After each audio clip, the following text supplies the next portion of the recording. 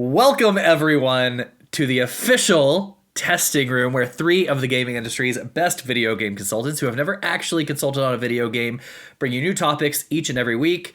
I'm Alex, a.k.a. The Godfather. I'm Christian, a.k.a. Pseudo45.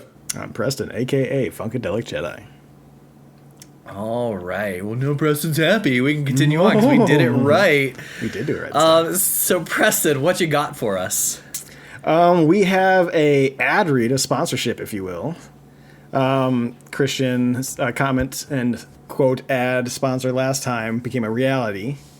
So fake it till you make it, folks. Yeah, I got a little bit of an ad read for you guys. There is a nice little fun skit we could do. We did not prepare, so we're going to do the shorter message and ad read. This episode is sponsored by Comic Headquarters.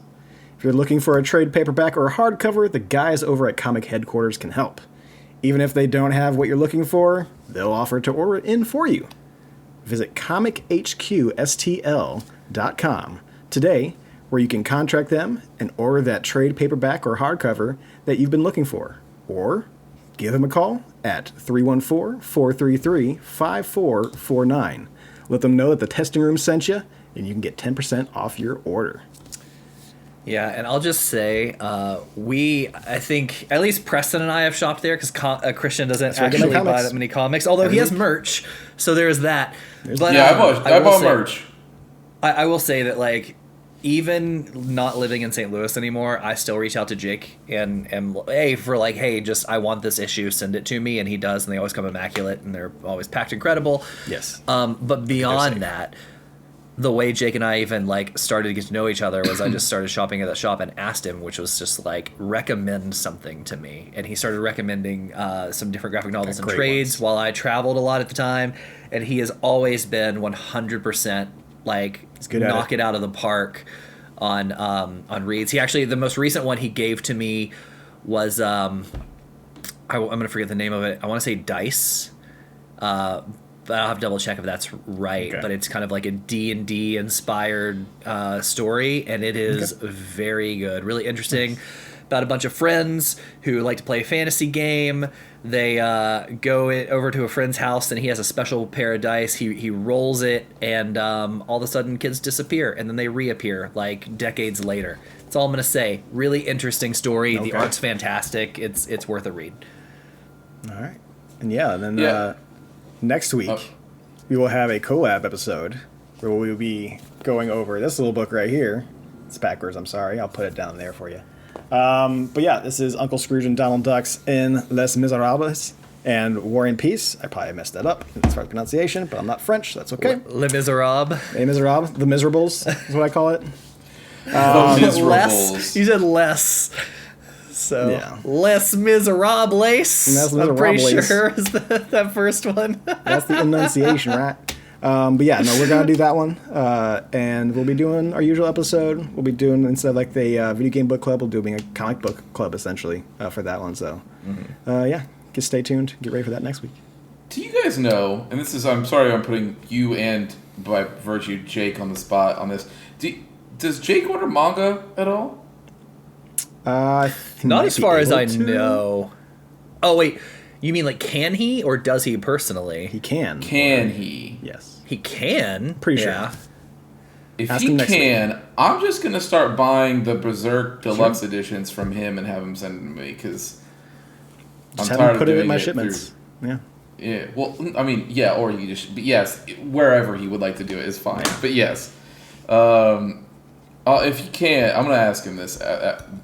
Jake, if you're listening, I will have already asked you this question, so you don't need to. But. Or you could not ask him this and just let him listen and then test if he is listening, because he'll respond after he's heard it. We get questions from that's true. I could. First day. Yeah. I'll have to forget about it. That way I don't. Otherwise, it's going to bother me that I don't ask him, but I will do that. I'll just wait. Sure. All right. Well, I have some other stuff. Speaking of Jake, for the comment corner. So I reached out as we're prepping our definitive top 10 games of the year. I reached out to our two co-hosts from this year, which, Travis filled in once or twice. Jake has been on a lot hosting our D&D episodes and a few other things. So they gave me their top 3 games of the year. We'll start with Travis. Travis said his top 3 games of the year. Number 3 was Jedi Survivor. Number 2 was Baldur's Gate 3. And number 1 was Hi-Fi Rush. Ooh. Good games. Very respectable list. Jake, when I asked, said certainly in this order: 3 Baldur's Gate 3, 2 Baldur's Gate 3, 1 Baldur's Gate 3. Right. But then he said, no, seriously, it's actually 3 Fire Emblem Engage, 2 is Tears of the Kingdom, and 1 is Baldur's Gate 3. There you go. So also a respectable list there. Yeah, throughout the night, we'll have a couple of awards for our testies. And I got a couple of responses from Jake as well, specifically around the most anticipated game of the year, which I'll bring up later. And then what disappointed him the most. I'll bring that up later, too. So that's what we got. All right. Yeah. So with that, who wants? I'll start weeks off this week. Mine will be quick and probably. Are you sure you want to go? Because I know. Yeah. No. Mine will be quick, and I think it'll be quick for like the next 3 to 4 months. So I have played Alan Wake, and that's really been it recently. You played a lot of Alan Wake, though. A lot of Alan Wake. I got to the point of no return for Saga, which means I was ready to, I hopped over to Alan. I did all of her collectibles and everything. I hopped over to Alan, and I got to his point of no return. And the goal was, last night or today to do those 2 things and finish the game. Unfortunately, last night, tragedy struck. Did. I am currently bandaged up, which doesn't look too bad now, right? For those of you watching this video, my thumb is bandaged. It's worse than it looks. I actually severed my tendon in my thumb completely, as far as I know, and we'll be seeing a hand surgeon first thing Monday morning, and we'll probably be in surgery, if not the very next day, the day after. And by all accounts right now, I definitely can't move it, so I can't, and just to say, when I say I can't move it, that has nothing to do with the wrap. I physically, legitimately have lost the ability to move my thumb. Bend it specifically, which is, if you've ever had anything like that happen, quite terrifying. Oh, yeah. When I cut myself in the kitchen all the time. I was like, hey, cut my finger, went to wash it off. I was like, oh, let me go get Allie. She'll let me bandage this up as I'm cleaning it, whatever. And then I went to bend my thumb under the water and realized nothing happened as much as my brain was telling it to happen.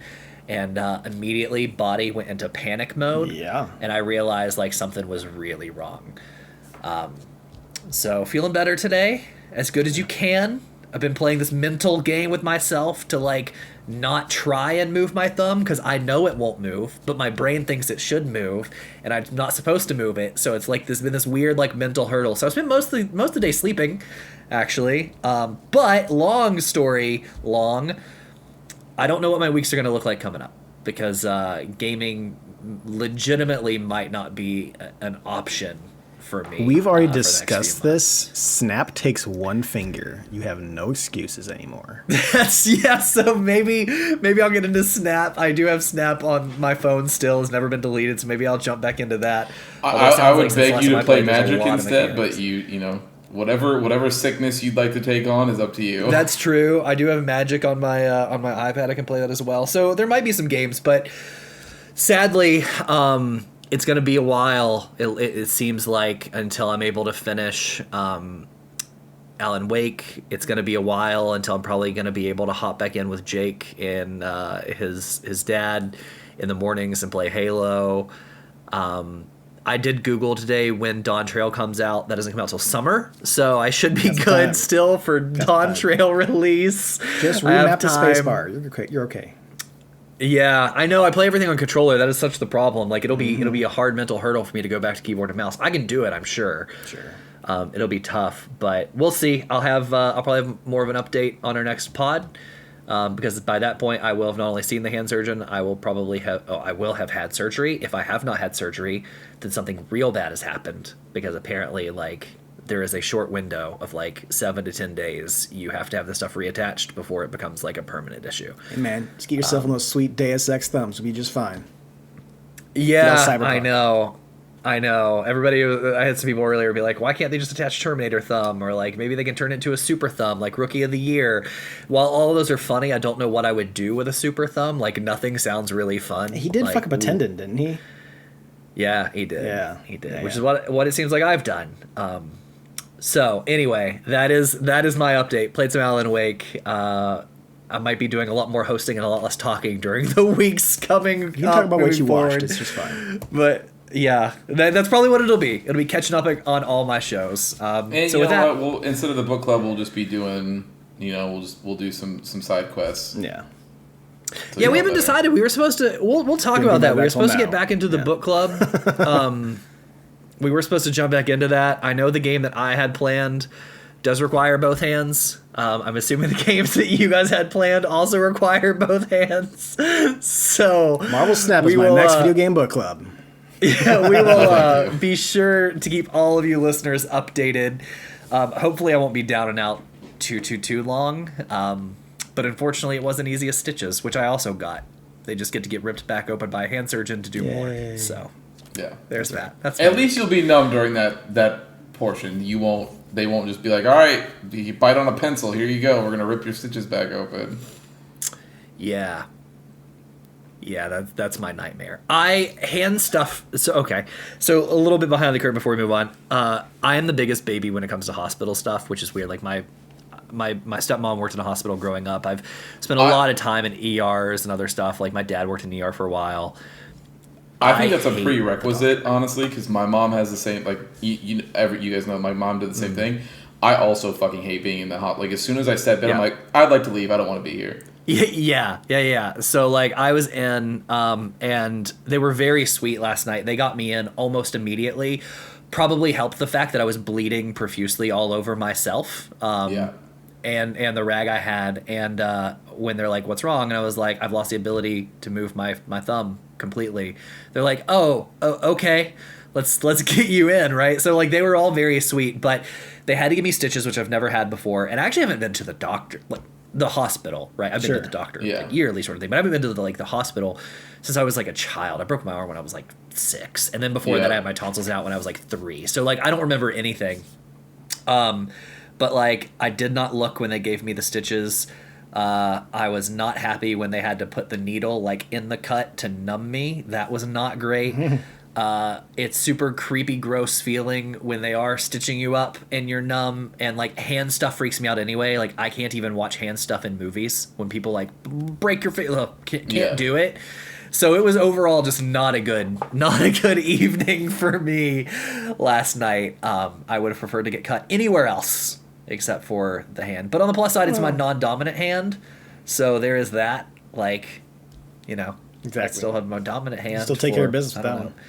Writing, typing, wiping, whatever. Like I'm not stuck. Thank you for moving right past what he was doing. Thank you. Yeah, I wasn't even doing that. Get your mind out of the gutter. Oh, okay. I asked him which hand he wrote with last night. I didn't ask him anything else. Yeah, that's but true. I'm talking about now when you said take care of business. Yeah. So anyway, that's that. I've gotten a few well wishes texts from just people I've told through text, so thank you for that very much. But yeah, moving forward to the road to recovery. We'll get there. What about you guys? What was your week? So I finished the journey that I was making through replaying through a bunch and then finishing Final Fantasy VII Remake and the Yuffie DLC. There you go. Remake is still the same game that I thought it was. It's not. I stopped at like chapter 15 last time out of 18, so like, and then I had already seen the rest of it, so nothing new to report. Had you not actually beaten it the last time? No, I quit because I was I got irritated after the giant side quest chapter, which is 14. And then chapter 15 came around, and I was like, I'll come back to this. And then I just didn't, and I was like, whatever, I'll just look and see what... I had heard rumors about the whole, Sephiroth asking Cloud to make out at the end, and I was like, I'll just look this up. And so I looked it up. I shouldn't say I looked it up. I watched a full, Let's Play from the part that I stopped all the way to the end. Mm-hmm. So I knew everything that had happened. So nothing new to report there. What I hadn't seen and what I hadn't played, all brand new to me, was the Yuffie DLC. And I have some feelings about the Yuffie DLC. Yeah? And I don't know whether or not it bodes well. Well, first I should say, I will say that even though I'd already known it was happening, there is a sick part of me. It is a sick part of my brain. But I still, for whatever reason, when Zach came on the screen, I was like, hell yeah. Go, Zach.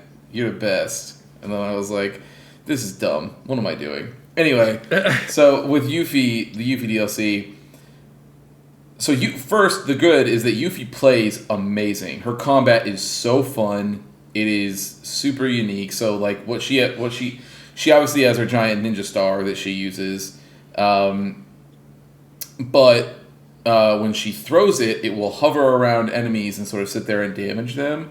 And before you sort of dash forward to retrieve it, if you're pressing the regular attack button while it's gone, you're doing ninjutsu to like cast magic at enemies. So, and it's whatever ninjutsu you select by using an ability point. So like if enemies are weak to fire, for instance, you can throw it after you've already done fire, like set up fire ninjutsu, and then after you throw it, you can just sit there and just like blast them with fire over and over again to like do weakness damage and stuff, which is fantastic. It's really cool. It's super fun. The other character that's in the game that is like your partner called Sonon, you can sort of synergize moves with him where he'll do like, it'll spend an ability point for both of you, but you'll do like souped up versions of your moves, like some of your ability point moves to enemies, which is really cool. So from the combat perspective, it's fantastic. She plays well. She plays well throughout the whole DLC. It's about 2.5 hours long. It's very short. It's only 2 chapters. So the story is something. So for Yuffie's character, she's still like the same goober ninja that she's always been, just like obsessed with materia, and it's just like, happy-go-lucky, just blah, blah, blah. Like, it's the same character Yuffie's always been. They put her in a few more serious, like, extremely serious situations in this time, and it's sort of weird because she just, like, immediately becomes serious, and it's like, that's a weird, like, flip to do all the time. Switch, but, and I don't even think I would mind it that much if the serious moments weren't being put together by characters that are from Dirge of Cerberus. Like, they're the weird, wacky anime Deep Ground bullshit that they pulled out for that game. Deep Ground being the name of the organization that is in Dirge of Cerberus. It is so ridiculous to see characters from that game show up in this DLC because you're like, oh my god, whose DeviantArt did you crawl out of? Like, they are noticeably worse designed than like the regular cast of 7, that when you see them, you're like, woof, that is a choice. And you guys put him in high def, or them in high def, I should say, because it's 2 of them. So there's that part. Whatever. If you have affinity for the Deep Ground part of Final Fantasy VII's lore, then I'm sure it'll be hype for you to see these characters. For me, I was just like, who let these goobers into this game? Like, so is this so? If I look at photos, is this like the guy wearing like the jean shirt and jean like thing on his head and like jean jacket? Oh, like yeah. So there's Nero, who has like Kerrigan's blade wings attached to like a weird like mummy face wrap thing where he's got like this. I see him, yeah. And then there's another one, I forget his name. I know he's based off of a Japanese pop star, I'm pretty sure. Or they were basing him off that, I believe. Something along those lines. I don't remember exactly what it was. the story now. It's been a long time, but he has the most anime fucking ridiculous hair that I've ever seen. Like, it's so I don't even. The guy with the white hair. Yes, the white hair. Thank you. Yeah. If you see his name there, you can say I don't know what it is, but yeah, he's goofy as hell. Both of them are the most like comically evil for evil's sake. Like, they just is absolutely zero character depth to them. They're just like, someone's like, why are you killing all these people? They're like, because I like killing. And you're like, okay, that's right on, man. You do you, I guess. Is his name Weiss? Weiss, thank you. Yes, that's the guy. And he's in he ends up being a boss that you can fight in the VR battleground thing, and that's in that game. And the way they introduce that is he's sitting there and he's hooked up to this chair that's got like, matrix streams coming out of it, and the Nero guy, the mummy Kerrigan, is like, What are you doing in here, man? And he's like, these idiots at Shinra think that they can digitally replicate me, so I'm indulging them for the moment. And then Nero's like, oh, they should know better. Nobody can recreate you. You're one of a kind. And then they both just sit there and sort of like maniacally laugh at each other. And you're like, this is A+ writing. So I don't know. The thing that it doesn't bode well for the rest is that like you already put this stuff into the game, and there was no reason for you to include it if you don't plan on having deep ground characters show up later. So if more deep ground characters are going to show up in Rebirth or potentially the game after that, I can't wait, is what I'm saying, basically. So there's that. Next thing is I tried Lords of the Fallen, so the reboot, I guess, that they did. I picked that up during the Steam sale, played it for an hour and a half, and refunded it. Oh. Yeah, and then abandoned it promptly after that. So here's the thing. It's really frustrating because there's so much to like about this game. Like, from a design perspective, and what I mean, like just purely art, like the art design, the way they've decided to do the environments, some of the characters, weapons, armor, all that other stuff, is so good. Like, if you were to look at this game either from a cutscene perspective or from like concept art, all of it is hitting exactly where it needs to be. The real problem becomes in execution. The gameplay is like probably clunkier than original Demon's Souls was, like on the PS3. Like, enemies have absolutely no hit feedback whatsoever. There is like, it's just, it feels like a PS2 game in a lot of ways. Like, it's so weird. And it's really, like, when I say janky, I don't mean like performance janky. I just mean like jank. Like, it has just got a bunch of jank. Like, for instance, you kill the first boss, like the tutorial boss, and the thing that happens from there, like this like 3-headed dragon character shows up and whatever, and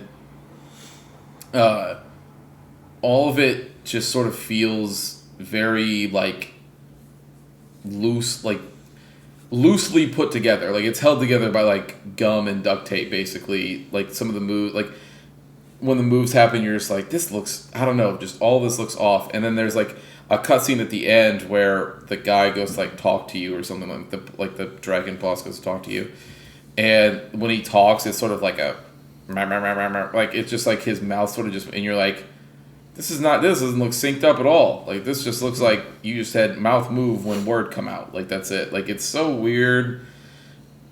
All of that together, and that's really the whole game. When you're actually playing the game, the best way to describe it is that it just feels loosely put together. Like, it feels like somebody had a fucking killer idea, and then they ran out of money or ran out of time, or both.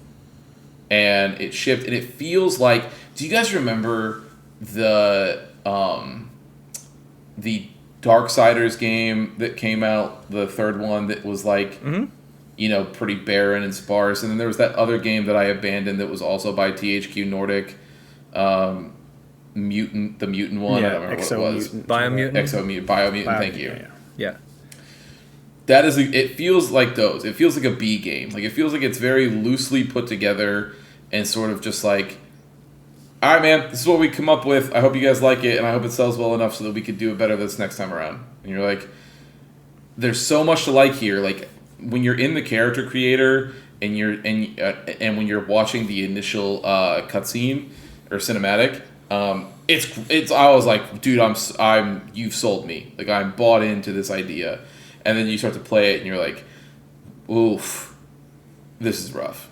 So yeah, this is the second one of that too, right? Like, wasn't the first one also Lords of the Fallen? No. So here's the thing: the first one was called Lords of the problem is that was made by a completely different developer. So to my knowledge, somebody bought the name, and that's it. Oh, okay. And they just did a reboot. I do not believe this is the same developer. So feel free to look that up and correct me, but if I remember correctly, this has no relation to the first one whatsoever outside of sharing the same name. Interesting. So then like I said, refunded that. I don't know what I'll pick up whenever Steam decides to give me that back. And then I started playing Pentiment, which is another game that I picked up on the Steam sale. And I'm about 9 hours into Pentiment. It's great. This is one of those games where the story is the whole hook. So it's a murder mystery, and it's not like scary murder. It is just like it's 2D side scrolling murder mystery. I own Pentiment. I got that last year as a gift from Preston. Yeah. Everything that people have said about it has been true so far. It is extremely high quality. It's Obsidian writing at its best, so it's incredible. And the whole game so far is it does not seem like there's a right answer. It seems like it's ambiguous on purpose to really sell the time and the story in which it takes place. So, like I said, nothing but great things to say about it so far. I'll say more when I finish it, but that's me. That's it. That's all I've done this week. All right. Nice. Yeah. I am still going through Pizza Tower. I'm pretty sure I'm in the last stage area, whatever you want to call it. It's been a lot of fun. Bosses are super, super fun. My last boss I just fought was like evil version of Peppino, so it's been really good. I also have been playing through some more of Baldur's Gate 3. I am currently in the Underdark. I have finished the first section of helping out the fungus people. They're very fucking cool looking. Like neon, like fungus looking walking dudes. It's very, very cool. Did that whole like section of go to talk to them, find out they got one of their peoples or whatever, and you go back and they're like, hey, I want you got to take out one or the other, right? So you take out I took out the shitty people who were there who have like slaves and shit. So like I took them out. I go back to the fungus Among Us area, and there's one dude who was what's his name? It's Glut. His name is Glut, and he's like, hey, those fucking assholes over there, they killed my entire like circle or clan or whatever, and we should go up there and we should beat their ass. I'm like, well, I kind of already took care of that. He's like, cool. Just to make sure, do you mind showing me where they were so I could just make sure they're taken down? And so I take them all the way back. I'm like, man, I could have had an extra party member this entire time, and he probably would have helped me out a whole fucking bunch. Either way, still a great game. Still having a lot of fucking fun with it. And yeah, that's not really much else I can say about that until I play some more of it, and I'll let you know. Also, playing Snap. Always snapping. And this month is Planet Hulk month for the season pass. So Scar is the new card that you get for the season pass, and then the other ones are coming out with. They do have Beta Ray Bill coming out this month. Hercules, Meek, and this week right now is Kyera, who is Scar's mom. Scar, for people like Christian who don't know, is the Hulk's son. And she's really cool. She's really cool card. So she's going to be protecting every 1 to 6 cost card that you have out in the map, which is game changer. So very curious to see how that rolls as more people get her. And it's going to be a good time, though. Other than that, that's all I really played as far as video games. I did watch a movie. I watched Zack Snyder's Rebel Moon, aka Zack Snyder Star Wars, because that's pretty much what it is. I think I remember hearing a story at one point that he had a pitch for Star Wars movie and they declined it, so he decided to make this and just make it not Star Wars. You can kind of tell sometimes here and there.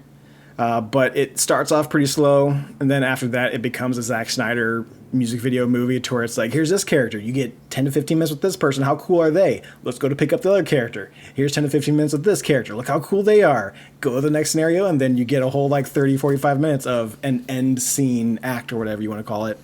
And I watched this with my mother during a Christmas break, and it was, she even said, she's like, it's kind of cookie cutter. She's like, it's kind of like, I think I've seen this sci-fi film like 15 different times. I'm like, yeah, totally agree with you. I'm like, there's not a whole lot of mind-blowing writing on here. There's space Nazis. They fuck up a farm area. Guess what? Someone living on the farm area is badass, and they decide they're going to take down the Nazis and go and find other people to help them take down the Nazis. So it's an interesting movie. If you want something in the background, or if you just like Zack Schneider, it's one of his movies. If you've seen Zack Schneider's movies, you know what you're going into. I've heard what your mom said too. Like, it's just, there are other things out there that do this exact same thing. Yeah, nothing that's gonna make you super excited. Like, I'm like, okay, cool, new sci-fi. Love new sci-fi. The Creator, I thought was fantastic this past year. This one, it just kind of fell flat. I'm like, it looked really cool. Zack Snyder's movies look usually pretty cool, but I think Zack Snyder does really good with stuff that's already written and already stories that he can then make look cool. But yeah, that's how I feel about that movie. Other than that, it's my week. All right, well, that's good because we have a lot to get into. We do. And before we get into our normal top 10, let's kick things off with one of our Testies awards. Our Testies.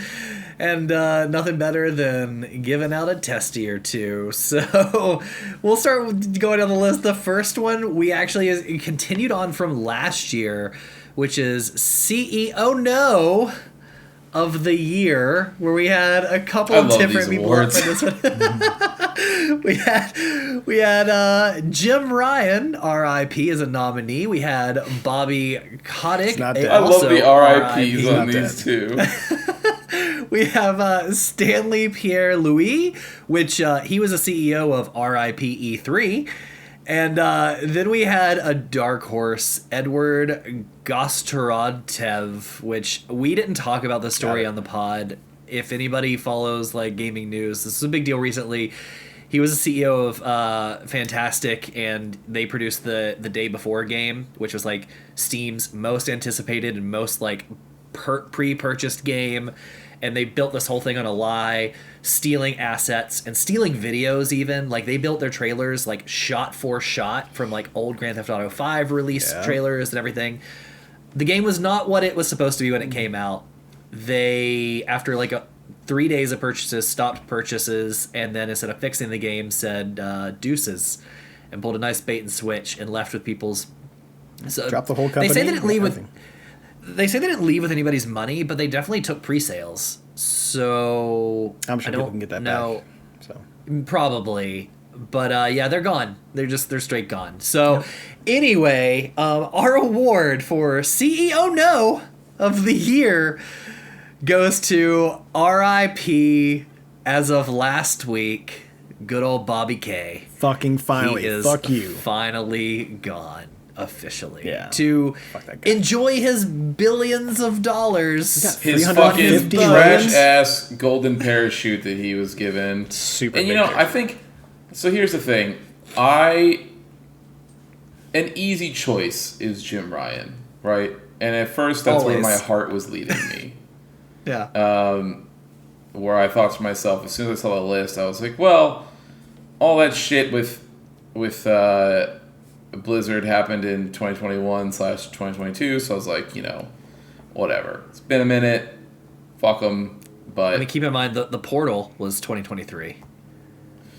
Right, but more importantly, Jim Ryan, during a period of social unrest, Jim Ryan telling his employees to not talk about anything, and also here's pictures of my cats, was 2023. So again, my gut at first I was like, it's Jim Ryan, no problem. But then I was like, Bobby Kotick really decided that he was like, I think that because he not only did he leave this year, and there was more things that came out about the Overwatch diversity shit that he oversaw and all sorts of other details that happened around the scandal. But then more than anything else, the fact that this motherfucker got a golden parachute to leave that company and be set up so that him and all of his disgusting spawn that come after him will also be set up for life is, and that's, whatever. I don't know if he has kids or not, but fuck him. Yeah. I'm sure he does. Billionaires love to procreate. Right. That alone to me is like just one final fuck you from here's the worst testy you don't want. There you go. You get to have it. And Jim Ryan is for somewhat. We could do this. We could say the winner is Bobby Kotick, presented by Jim Ryan. Yeah, which is true because Jim Ryan actually won last year, so he was going for a two-peat, but he did not get it. So there we go, Bobby Kotick. Enjoy this testy, all in your face. Yeah, you deserve it, sir. So with that, let's get into our first few games. So let's do this, boys. Oh, are we? Oh, I thought we were going to keep doing other testies. No, we'll sprinkle them in. We'll sprinkle them in. We have 4. Come around number 7, we'll do another one. Around number 5, we'll do another one. Every couple, we'll toss one in. So the stream is live. So let's get into this here. So as you can see here, we've got our personal top 10 lists that we hear, same format as last year. I have the definitely maybe column, so that is for us to put games that we believe are locks, and then we'll discuss them from there. So, and then obviously the official ranked list on the side. So, same thing as what we did last year. I think that it makes the most sense to get games in an unorganized, unordered fashion. Sure. Just locked into the top 10. To the definitely maybe. And then once we have 10 from there, we start to the arduous process of moving them over. I mean, the easiest way is we actually have quite a few are already on the list. Things like BG3, Hi-Fi Rush, and Final Fantasy 16, all on everybody's list. Easy peasy. So here, right? I was going to say, so for games that are all 3, I think that obviously means they got to go over, right? Sure. Mm-hmm. So, Baldur's Gate, Hi-Fi Rush, Final Fantasy 16, I think, is on all 3. Yep. Yeah. Yeah, I'm digging this order already. We can just move it over to official as well if you want. We're not going to talk about that. I think that's all 3 that we have shared, right? If it's all 3, yes. Okay. There's a bunch of doubles. Now, I'm going to nominate it. We'll just do the same that we've always done. I'm going to nominate a game that I think is a lock, and we'll just talk about it. I think it's a game that I think, personally, I don't believe that Alex would be wanting to die on this hill between Preston and I, but I think Street Fighter 6 is on this list. I think it should go as well. Yeah, we're not talking about order. Yeah. When I look at my list and I think of like things, so like I'm fine with this. I'll tell you why. Because Hogwarts would not be on this list if I had finished Alan Wake earlier. So I am fine with giving up. Like I know Hogwarts won't be there. I'm fine with that. Go ahead and throw Street Fighter 6 on a 1. If that's the reason you have to tell yourself that Hogwarts wasn't making it, that works for me. We'll leave it at that. Yeah. Okay, so then we'll go. Whoever wants to go next, you nominate a lock. I think there's a couple easy ones, but sure. Alex, you want to go next since that's what it looks like on the screen? You're next. Sure. I will nominate Super Mario Wonder. I was gonna think about tossing that on there, so I do agree. That Super Mario Wonder is a phenomenal, like a Mario game. I think if Christian messed with it, he would also be agreeing it's a very good Mario game. Whether or not it's in his top 10 is a completely different situation. But I think it belongs. Okay.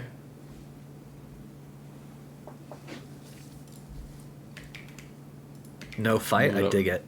move it over for now. There's no reason to fight now. It'll be when we fill this up before we start moving these. Yeah, that's in the discussion. We'll see what makes it to the locks and what doesn't. Sure. All right, so Preston, you're up. I say, I'm gonna be generous. I'm gonna say that with the way that both of you enjoy this game, and I've watched a lot of it, I say Alan Wake 2 should definitely be in this list. Oh, okay. Yep, I agree. Yes. You get zero argument here. Yeah, absolutely. Yep. I enjoy what I watch, so it's almost as if I played it, because I'm not going to. I thought you were going to say Cassette Beast, and I was also going to support that move. But Alan Wake 2 is also... Yeah, I agree. I think Alan Wake belongs there. All right.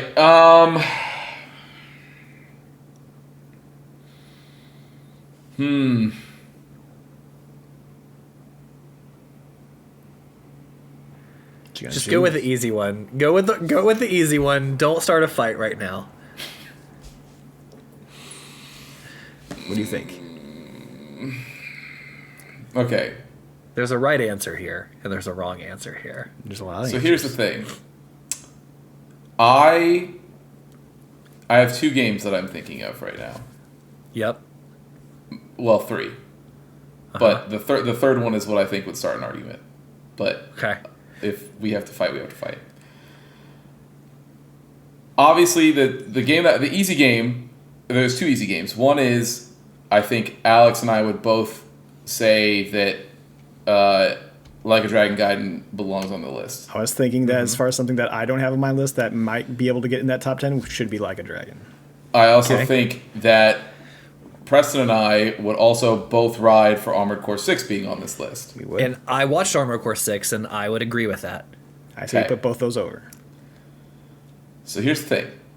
The third one, it's no. The third one doesn't belong. It's not Trails. I know where you're going. I think... You can think all you want. Trails to Azure has to be on this list. I do not believe Okay. And I can get into it. We can get into it now. I don't care what we have to do. I think that Trails to Azure belongs on this list for a ton of reasons. Sure. But most of it is that I think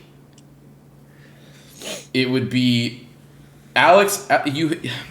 Alex has at least played first chapter. You know the level of quality that I'm talking about here when it comes to JRPGs. What chapter is this again? Number 9? Number 10? 12? It's like 14. Yeah. No. Azure is just a gentleman's number 5. It's not that crazy. That being said, it doesn't need. You don't need to have any of the context from the other games to play. You can just play it, and you can still. Is it really experience. 5th in the series? It is 5th in the series. Well, no, sorry. No, it's not. I have a photo of like all the Trails games. It is, but it is 5th in the story. Like it is. Yeah, but each series has like its own like 3 or 4 games. No. The most any series has is technically 5 with Cold Steel and you count Reverie, but the way the story goes is first chapter, second chapter, Sky third, Trails to Zero, Trails to Azure. In the story timeline, it is the 5th game. Okay, but not. It is not. But it released this year. It's like the 14th in the US. US. Like the 14th that's been not debating released. whether it came out this year. I know, but it is the 5th game in the story timeline. Like Well, Alex, you can only pick one. You can only pick one right now. So is this the one you're picking? I'm just saying that this will be a hang up either now or later. So you just want to have it now? So we can have it now or whatever. But this and you already agreed with me, which is great. I'm fantastic. I'm happy about that. Wait, what did I agree with? You said, "Oh yeah, I'm cool with that." Right when I said that Trails to Azure was the 3rd game that I was thinking of. That's not what I said. No, he said that for Armored Core. No, I did not. I said, oh, that's not where I thought you were going to go. I did not say, oh, I'm cool with that. Yes, you did. You said you were cool with that. I said, oh, okay. I didn't think that's where you're going to go. We're not going to argue how he feels if he says he feels a certain way. No matter what he said. I think the game has to be on this list. It is not only one of the best games that came out this year, it is one of, if not, it is up there. It is definitely the best JRPG I've ever played. And number 2 is it's probably definitely somewhere on my top 10. I wouldn't be able to tell you where, but it's somewhere up there. So I think that it has a perfect spot on your list as number 1 of the year. But for a group testing room definitive game, I don't know that it needs to be on the list. Objection! So, allow me to tell you why you're wrong. Okay. Allow me to tell. Okay, first of all, the sounds on Discord are under 5 seconds, so it's not that long. Secondly, let me explain why. I believe that is incorrect, because if there is any topic of discussion that has lasted longer on our podcast than my playthrough of Trails, I don't know what it is. Snap. Sure, it's made for decent content. No, I've definitely played. Mean it needs to be It definitely took me longer to play through Trails games than you've been playing Snap. But not this game. Sure, but I'm not saying talking about Trails general, series in as a whole. Yes, we are. We're saying We're talking about Trails of Azure. I am. Okay, first of all, calm down. You don't need to yell. We're right here. Okay, first of all, I'm not yelling. Earbuds. And secondly, you're just yelled. like 20 miles away from me. So, You did just secondly, look, just because you have an earphone in your ear is not my problem. Secondly, I think that there's definitely not been I'm saying that the Trails topic of discussion has lasted, is probably if not the second longest running, is one of top 3 longest running topics that we've had on this podcast, and Trails to me? That you had on this podcast. That you guys have talked with me. Did I just sit there and talk and nobody responded to me? Right. Yeah, people definitely talked to me during that one. And is Alex buying the games and playing through them? Okay, great. I agree that they're very good games. I think that we talked about this, right? Like, the year was full of great games. I think it got its due being your top game of the year. Like, I think that's a great place. And that's interesting that you say that, because there's 2 games, both of your guys' top games already made it on this list. So I think that it's. I'm not saying it needs to be. But it was 2 people's first, and your second. This game only you play. I would be totally fine if this game takes the number 10 spot on our list. You know, I'm not even. Put it over because of your passion for this game. I don't know if I would say the same for a game that I have on my list that's by itself. He's giving in too early. You're giving in too early. I'm fine. Look, it's a definitely maybe list. So if that's the game you want to put play, over there, and if I feel that we need to yell about it, once I feel that something else deserves that spot at the end, we'll talk about it. All I was going to say at the end here was that because I feel like that has been a saga at the very least of me playing through all these Trails games. Trails to Azure, in my opinion, is the best one that has come out. It is the pinnacle of it, but also probably that will come out based on the early Reverie. Based on the early previews of the next Through Daybreak, the one that's coming out this 2024. That was already out in Japan. So, and based on all that player feedback that I've seen, it's not going to be beaten anytime soon. So, and just so we're clear, if I was removing Resident Evil 4 Remake off this list, not off the testing room list, but off of my list, that's where I would slot in Trails to Reverie anyway. So it's, Azure is way better than even the game that has, all of the. I'm just saying, it is the top. It is the best one in the entire series, and it is probably. If I'm telling you, both of you have played Final Fantasy IX. We sure have. Mm-hmm. I think that it means something when I say that what used to be my favorite JRPG of all time, if I was taking nostalgia out of it, this game is better than Final Fantasy IX. And that's why I'm letting you have it. Right, which is I'm just saying that it's over there. We'll talk about it more in a minute. That's fine. That's your pick. So then, Alex, if you would like to go next and nominate the next game.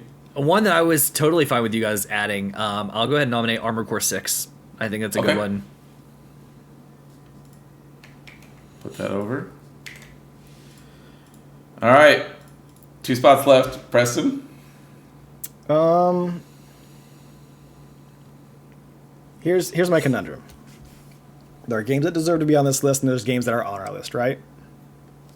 So I have a debate in my head for Jedi Survivor or Like a Dragon Gaiden. I think Like a Dragon Gaiden Like a Dragon, though. deserves to be on there more because of the shitty quality that Jedi Survivor launched with and is currently still in. I would agree with you. I think because of that issue, don't get me wrong, I love the game. It's fucking number 4 on my list. But if we're taking all the games and all of our lists into account, there should be some type of penalty or at least some say with the state of the game that it is still currently in, not to mention how horrible it was. We have a friend of the podcast who I was like, hey, play this over Spider-Man. And they were like, tried playing it. It was not playable for him. And that was a month ago. I mean, I sent you a bunch of the random clips that happened to me. I talked to you guys about the crashes, freezes that I had. I haven't had a whole lot of that. Alex had a good chunk of that. But it is there to stay. If I were to choose, I'm not saying it's a bad game. If I were to choose between some games, Jedi Survivor would probably fall off that list because of that simple fact. Do you agree? I would agree. Alex? I would agree that Star Wars should not be there, yes. Okay. I would maybe also agree. No, I'm good with Like a Dragon being there. I don't know. I'm kind of torn. Like, I'm actually fine with Like a Dragon not being there, too. Okay, well, let's hold off on Like a Dragon, then. I will say, and Alex, tell me if you think I'm crazy for this.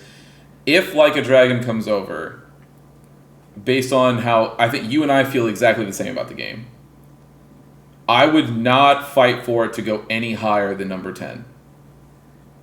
I think if we have, or at the bare minimum, like a 9, like an 8 to 10 spot. Let's say that, like an 8 to 10. I'm only laughing because of your Trails of Azure comment. Yeah, look, I'm saying he's trying to bump Azure. Yeah, up he's the trying list. to get Azure up there higher.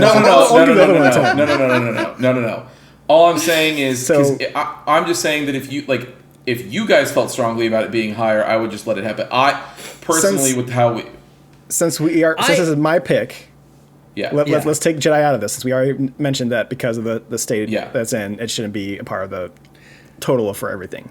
Alex, how would you feel about having Cassette Beast on here? I would. It didn't make Christian's top 10, which I thought is very close. Is a fucking very shame. Close. It's a very great game. I've talked about how much I loved it. I think it would be amazing to have it on this list. Cassette Beasts. I would be okay with it. And here's why, right? Like, when I look at Like a Dragon, I loved that game.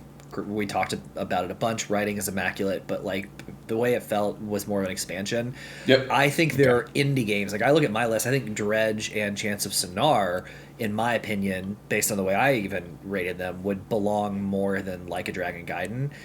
And you didn't play Like a Dragon Gaiden. There's only a couple spaces left, right? Like, as much as I loved that game, I don't feel as though Gaiden deserves to take a spot on the list. So, okay. If you want to make Cassette Beast, I did not play it. If Christian agrees with that, I'll allow it.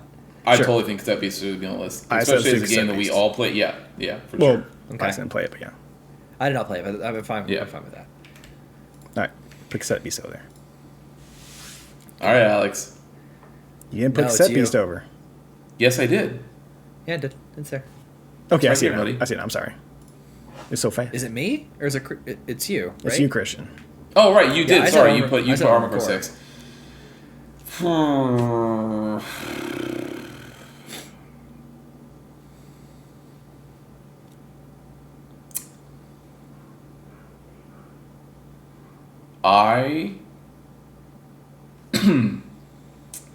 I don't know how much pushback I'm going to get on this. I don't know if this is the game that Alex did not want me to say earlier.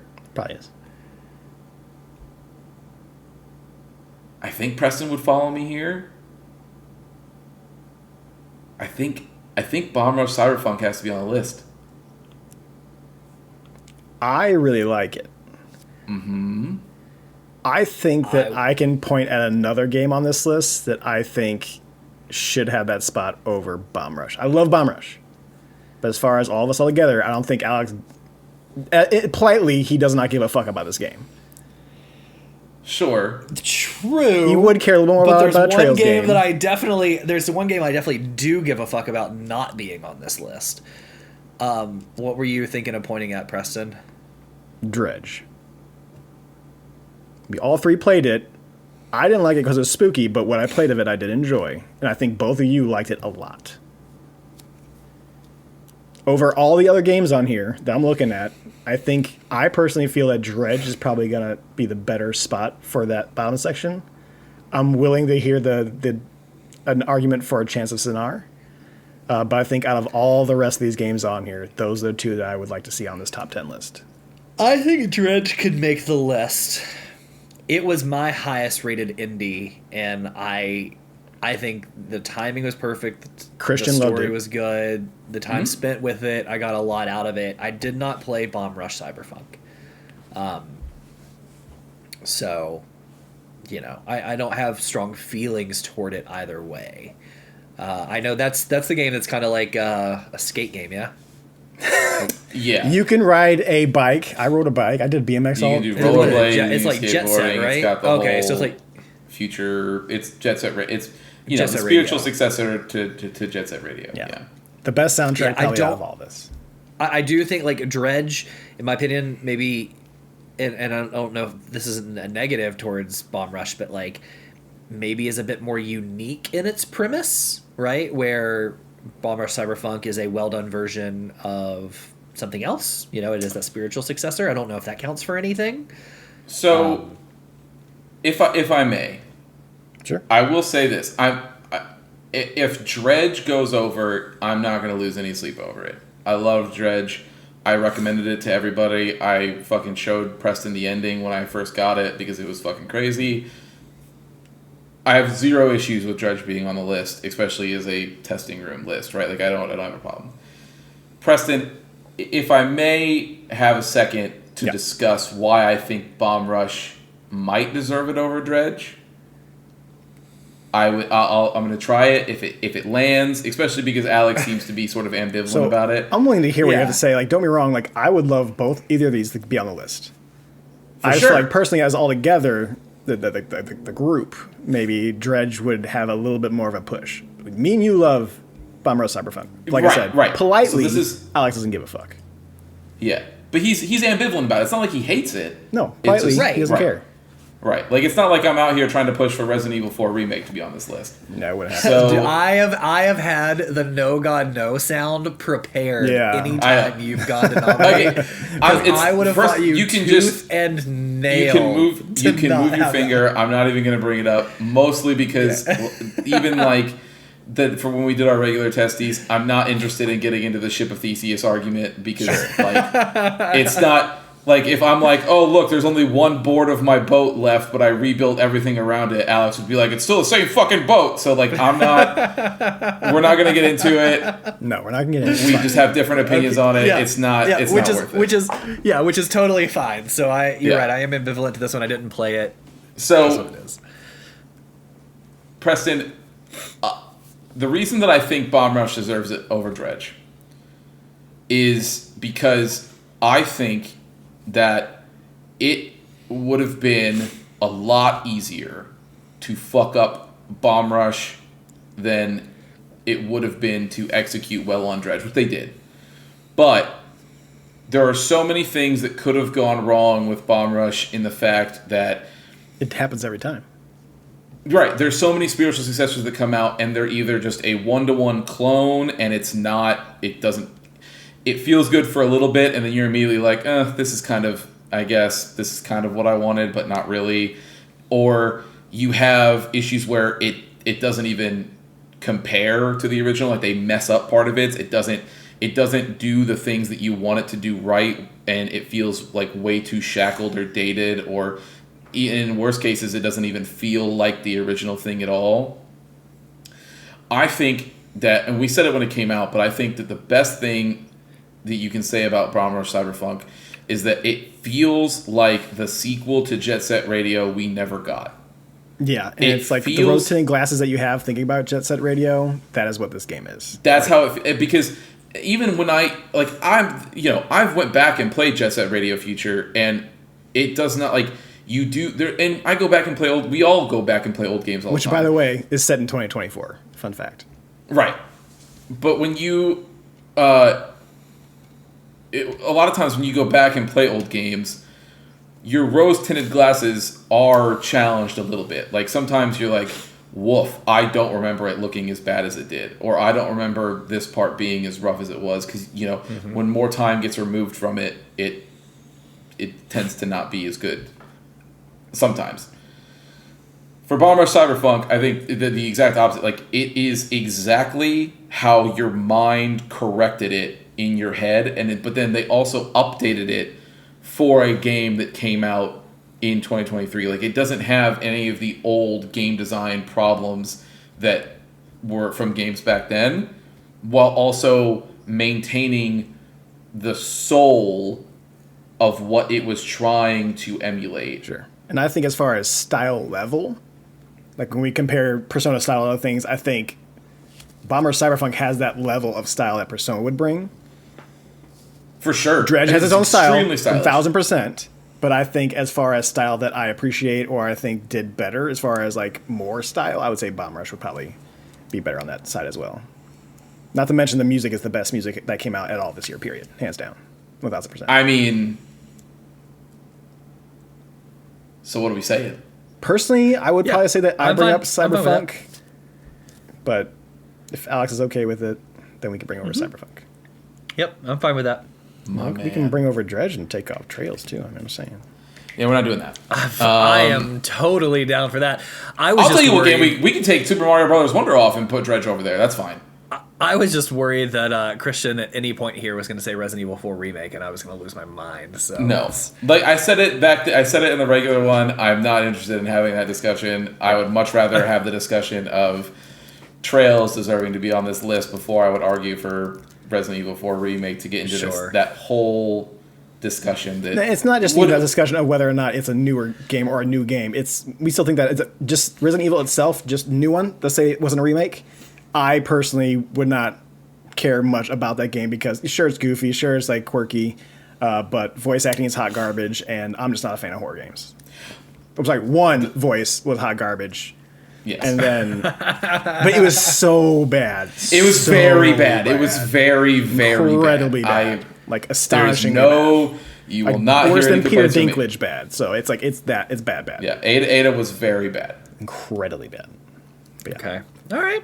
So, I like the way this looks. Bad. Does anyone have an argument or is there something missing off of here that you feel like you need to fight for something? And we can talk about if there's something we want to take off of here. Look, like I said, the only game that I would, if you guys wanted to take off Wonder and replace it with something else, I'm cool with that. Because, like, I don't mean that in a dig towards Wonder. I mean that in a dig, not even a dig. I have never liked how Mario games have felt, and I mean that from a general physics perspective. It is not, and that's also not a dig at their quality because obviously Mario is one of the best-selling properties of all time. A lot of people love it. It's literally just a me thing. It is not a judgment call on Mario whatsoever. Yeah. It's when I press the jump button, I want it to feel like Mega Man, and it does not feel like Mega Man, and so I don't like it. Not Mario. Right, exactly. Thank you. Yes, exactly. That's for a more modern example. Yeah. I'll keep. I would prefer to keep Wonder. It is, I think Wonder is the incredibly good better game. When I look at the list, honestly, like when you look at the year's top releases, there's really only one game on the list that doesn't really make any of those top games of the year release list, but that's also because a very small percentage. I'm also not of it. interested in what IGN thinks So it's about fine. games. I'm more interested about what we're doing. So Yeah, so it's totally fine. We can stick with this. Also, if we're I'm gonna okay stick with with Trails of Azure, can we please spell heroes properly? It's driving me fucking nuts, and I can't stop looking at it. I did not even. Thank you. I'm sorry. It's a me thing. It's a Pressa thing. But He if there's loves not it. a fucking E He in there, loves I'm it gonna go crazy. he loves it so much. He knows didn't how to even spell take the it. time to Yeah. spell it right. Yeah, He got two-sided. Well, I'm surprised that it didn't even pull it off. I pulled this from. Does GG have it spelled wrong? I'm sorry. 1 second. I mean, is it spelled a different way? No, I don't. I mean, maybe Then- I'm crazy, but Yeah, I got a when you- list. I actually pulled up the list of Trails games, but they don't put heroes on there. They just put Trails of Azure. That's funny. Hold on. I know. I'm sorry. This does not make for good. No, you're I'm fine. Like I said, I curious can because edit. I saw Just it. don't talk if you want me to edit it. It's easier if I have silence edit. No, it does. No, it's definitely HEROES. Yeah, Okay. that's so weird. I just maybe I must have missed it when I pressed it. Although it grabbed the S, I don't know. I literally grabbed it from the GU website, but it doesn't matter. That's cool. It is spelled right on there, so who knows? Thank you. Yeah, as far as when I'm looking at the list, I don't have any issues with. I mean, obviously, like, you know, Alex and I had talked about Like a Dragon Gaiden. I think that. I think you guys are more excited for the next one coming out than you are of this one, and that just I mean, kinda, look, like, the fuels The next full game. I agree. Like if we were just talking about the story of the man who erased his name, Sure. it's on this list. It's another one right. of those Like games. I would You like choose a game. Sure. the Yeah. ending with Kiryu is probably one of the most emotional endings that I've seen in a very long time. That being said, there's just enough around it that I wish was better. That I, especially even compared to other Yakuza games, it's a little hard to Sure. All make right. that I argument. think we got the idea here. Yep. So we're not gonna obviously fight for one first spot right now. I say I like how we kind of had it last year, to where it's like top 5, bottom 5, to where you kind of start putting like, okay, this is around about there. You'll be in the lower section. This will be in the top section. Do we, before we start doing that, do we want to sprinkle in a testy since we've done that part? Oh yeah, that's right. Yeah. I got my testes right here. Right here. So let me pull it up. And put it So on the desk. the next, there's the 2022 ones. What's up, testes? To say that. All right. So our second category, which would be let's see how it works out for him, Cotton. Surprise of the year. Nah. And this is what surprised us the most. And so you can say the nominee here, yeah. Yeah. So the nominees here, we have Hi-Fi Rush. We have just the game in general. We have the fact that the Microsoft Activision deal actually went through. So these aren't just games; they could be actual events from the industry. Sure. E3 officially calls it quits for real. She was coming. Yeah, it happened 3 years ago. Which was big though. And then of Oh, it is course, Preston threatened to quit Snap. Inevitably did not, but he did straight up threaten to quit Snap. I almost. Like for real. So For real. Like was very upset about it. if what we picked wasn't so good, that would have gotten my vote because Alex and I were flabbergasted. They when pissed me Preston off for like said a he was good about like to 2 to quit. 3 weeks. I was feeling it. I was shocked. I'm doing really good this month, by the way, too. I'm like Although a week I into this think month, he- I'm like I- 70 already. I think he followed that up with hitting like infinity level or whatever. Like I think the very Like in next 2 weeks season, after that, or 3 weeks after that, yeah. he did. Yeah. So, but anyway, so out of those, the testy for let's see how it works out for him. Cotton surprise of the year, which, in my opinion, I'm surprised it's not a sweep. Was Hi-Fi Rush. I mean, Hell a yeah. game that dropped Was it not a sweep? like, no. Somebody, maybe even me. Honestly, it was I don't you. know who put that. I probably put that, which was the fact that I actually put the Microsoft Activision deal went through because I did not envision that actually happening. And it came late in the year, but it actually did happen. But to be fair, Hi-Fi Rush, I think, deserves it. It was, in my opinion, like, it was a huge surprise because nobody saw it coming. Nobody saw that sort of game coming from these developers. Nobody saw that genre becoming a thing. And and it was free on Game Pass. And everyone the fact that it has so much staying power, that like it was been that good even with the stacked of a year. Like, you came out the first week of January and you're still here. We're still talking about you the first week of January. Hi-Fi Rush did not get the love it deserved at the Game Awards. Nope. But it will get the love here. So, surprise of the year. Yeah. Tickle these testes. Hi-Fi, you deserve it.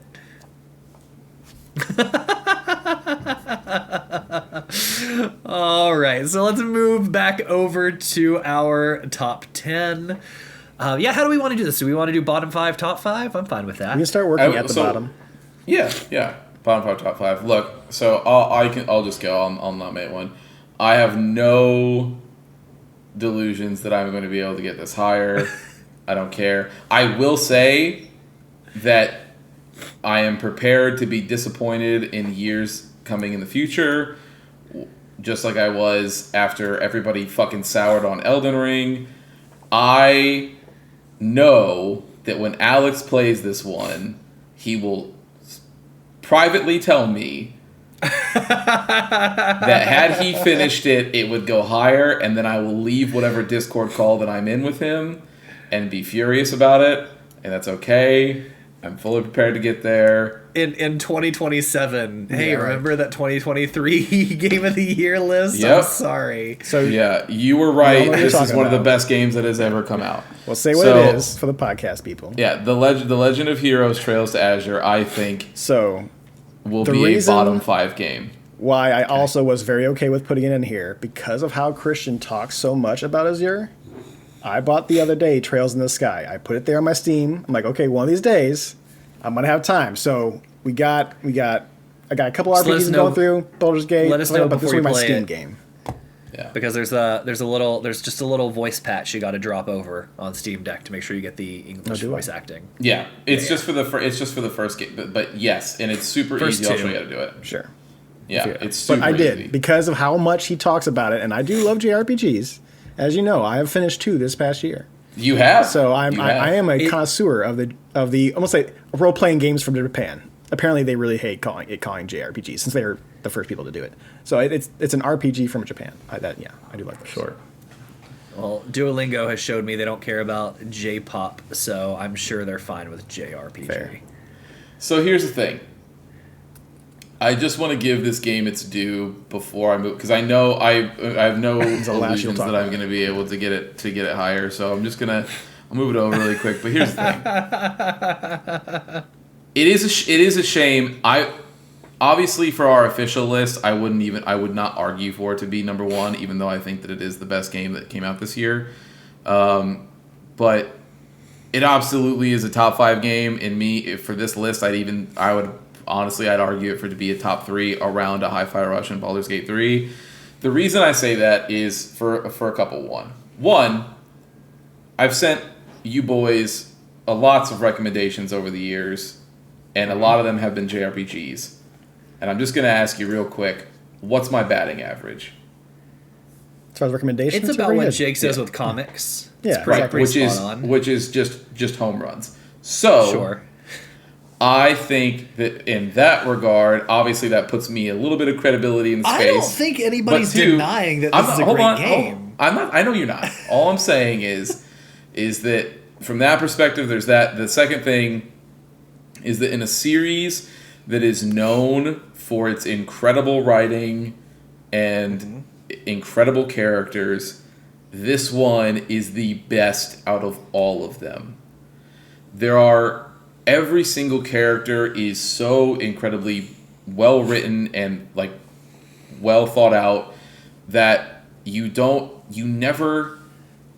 you're going through the story, you're never sitting there thinking to yourself like, this doesn't make sense, or like, oh, that's a plot hole, or oh, that's weird. Like every single motivation, line of dialogue, everything just works. The fact that it, in a series, like I said, that is known for accounting for all of the decisions that's been happening and pulling them in seamlessly. And then even if you haven't played, the characters will then still, like in this particular game, will still act like you will still be known. It still feels like a lived-in world. It doesn't feel like it's new or weird and you're out of place or anything like that. The story is one of the best stories that I've ever seen in a video game. All of the twists that happen are like absolutely like you don't see coming, and they are so well done and spun throughout the story that when you finally see it, it's one of those. It's Alex. It's a lot how we talked about like early Attack on Titan, where the hints were there later, but you didn't see it coming until they explained it to you, and you're like, "Holy fuck! It's been looking at me in the face this entire time, and I just had no idea." I absolutely think it's a top 3 game. I think that when people play it, and history will prove me right that it is a top 3 game that came out this year. But you guys didn't play it. Alex has only played one of them. And honestly, all of the things that I could say that would put it, as even from a gameplay or writing perspective, that I would argue for it to be higher. Like for instance, like I'd put it above Final Fantasy 16, right? Like just based on them being at least tangentially related in the same genre. But all of the reasons that I would say it would be massive spoilers for a game that I would rather you guys play. So I will just wait until you get there and then be told I'm right later. But that's fine. This is why, this is why I think it got its due on your personal list. Only because I know this is a good game. There's no part of me that's denying that. But when it comes to this list, right, the official testing room, the one that we say, hey, listeners, like these are the top 10 games that you should play. And there's a lot of games that are still deserving to be on a list. Unfortunately, top 10 is just too short for this year. It's hard for me to recommend a game that requires 500 hours and 12 other games for it to hit right. So it's not accessible to somebody new, which is not a hit against it or nothing else. And I think it adds to the success of this game. But I think everything else on here is one of those games where you can pick up and play and enjoy. Even though Baldur's Gate's the 3 in a series, it's a standalone, right? Final Fantasy 16 is its standalone and stuff like that. So I think for somebody looking to dabble, to try something new, to see what the best games are, this one just requires a bit of homework, and quite a bit of homework for it. So I'm definitely going to stop the. It does not require 500 hours, and it definitely doesn't require 12 games. So we're just going to stop the dramatics there. It's not how much it requires to play this particular game. But you will believe that it makes it better having played those games, correct? I think that there are side characters that are there are side characters in this game, but there are side characters that show up that. Certain narrative moments, yes, they will hit better if you know them. Sure. That being said, none of these games at all in any of the Trails series leave you in the dark. They all assume that it is somebody's first time playing one of these games. So there is all sorts of information that is either available to you or given to you in the game. It's not something you have to go look up. It's not something that you have to go onto a forum and try to dig deep and have somebody fucking explain to you. It is all within the video game itself, and a lot of times it's just plain out said who these characters are and what their relation is to you so that you don't have to do anything. All of that being said, in this particular case, if we're being very technical, this only requires one other game to play to enjoy, which is not unlike another game called Alan Wake 2 on this list, in which you absolutely need to play controlled for it to make any amount of fucking sense whatsoever. And there's tons of characters that show up from Control in Alan Wake 2 that you are, and don't even get me started about the other characters from fucking Quantum Break that show up that you need to know. And if I'm being dramatic around Legend of Heroes, it's only because I don't know which one's which, because you beat 2 this year, and one of them is the 15th game of the series, and the other one is somewhere in Reverie the middle, so. Absolutely requires the 600 hours to play. Okay. And so it is the final game in the series before Daybreak comes out, which will be continuing the overarching storyline. But I'm not arguing for Reverie on here for a multitude of reasons that, again, it would be massive spoilers if I did. Sure.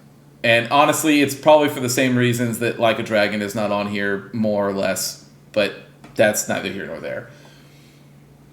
If somebody were to go and play Azure today, they would come out of it feeling the exact same as I do. The only difference being is that there's a couple side characters that I have a more emotional attachment to because I played some of the Sky games that they're in. But the central cast of Zero and Azure are the only people that that is the focal point of this game. There is no, and then the city that they live in, and that's it. The three side characters that show up from the Sky games, that is like you are fully aware of who they are by the time you get done speaking to them. And it makes perfect sense. You have no questions. That being said, I just personally am like, oh shit, it's this person. The same way that when we're talking about spoilers anyway. The same way that when Jesse shows up in Alan Wake 2, everybody goes, oh fuck, that's Jesse. But if you've never played that before and you haven't played Control, then the character just shows up and you're like, well, that must be somebody from Federal Bureau of Control, but I'm assuming the game will tell me later. Although in Alan Wake's 2 case, it certainly does not. It just lets you see that flash of the actress that plays Jessie and go, oh, whoa, what was that? Yeah. That was weird. And they move right the fuck on. So, if we're at, just saying. But that being said, I'm not going to argue for it to go higher. I know that history will prove me right, and that makes me feel better because when you guys eventually get around to play this game, you'll be like, God damn it, this is one of the best JRPGs I've ever played, and that's fine. I will feel good in knowing that, and that's okay. The fact that this game is going to get love on this list regardless is now, and I also want to say, just because I'm the only one who's played this game right now, and that I don't think that should stop a game from getting on this list, only because we're talking about this, but like each one of us is 1/3 of this podcast. No, and that's why we are totally okay with having it on this list. I know. Well, no, but Alex was like, "Well, I think it got its due, and it doesn't really need to be on here." And it's like that's not real. That's not also, like a real this thing. is like a culmination of like the games that we all have loved, and you are the only one who's played this. But you are 1/3 of the testing room. You are the testing room, so it is allowed on here. We're not going to tell you can't be on here because you're the only person who played it. Yeah, which is why. And I have really I love it more than any game on my list, obviously. But yes. Okay. I'm happy with where it's at. I don't have any delusions that it's going to go higher. So I've said my piece. There you go. Okay. Alex. Who would you like to put in here? I will nominate Bum Rush Cyberpunk. Right, we're not doing order. It's just we're saying bottom 5. Yeah. That's fine. I can live with that. I was also gonna think bottom 5. Yeah, that's fine. All right. As far as the other ones that would be in the bottom 5, I say Street Fighter 6 can go in the bottom 5. I can't follow you there. I'm so sorry. I, unfortunately, will be that 66% majority and say I agree. So the reason why I say it goes down there, it's a great fighting game. I still play. I've been playing it on Sundays. Go see me on twitch.tv/testingroompod on Sunday mornings for at least the next week or two, and you can see my ass get kicked on Street Fighter 6 because it's a great game. That being said, I think the single player story, while it's a very neat idea, leaves me a lot to be desired in that front, especially after playing Mortal Kombat this year as well. So I think it's, as compared to and going up against these other games on our list, I think this one will end up in the bottom 5.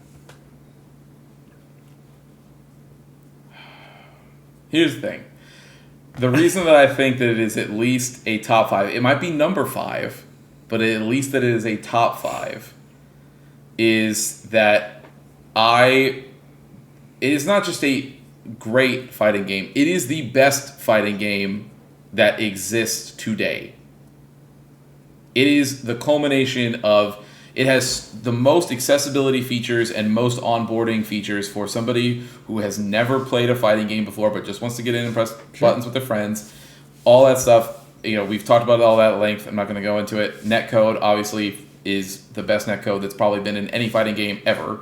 And it's the only comparison I can give is Guilty Gear, which at that point you're splitting hairs at a 99.9 and 100% basically.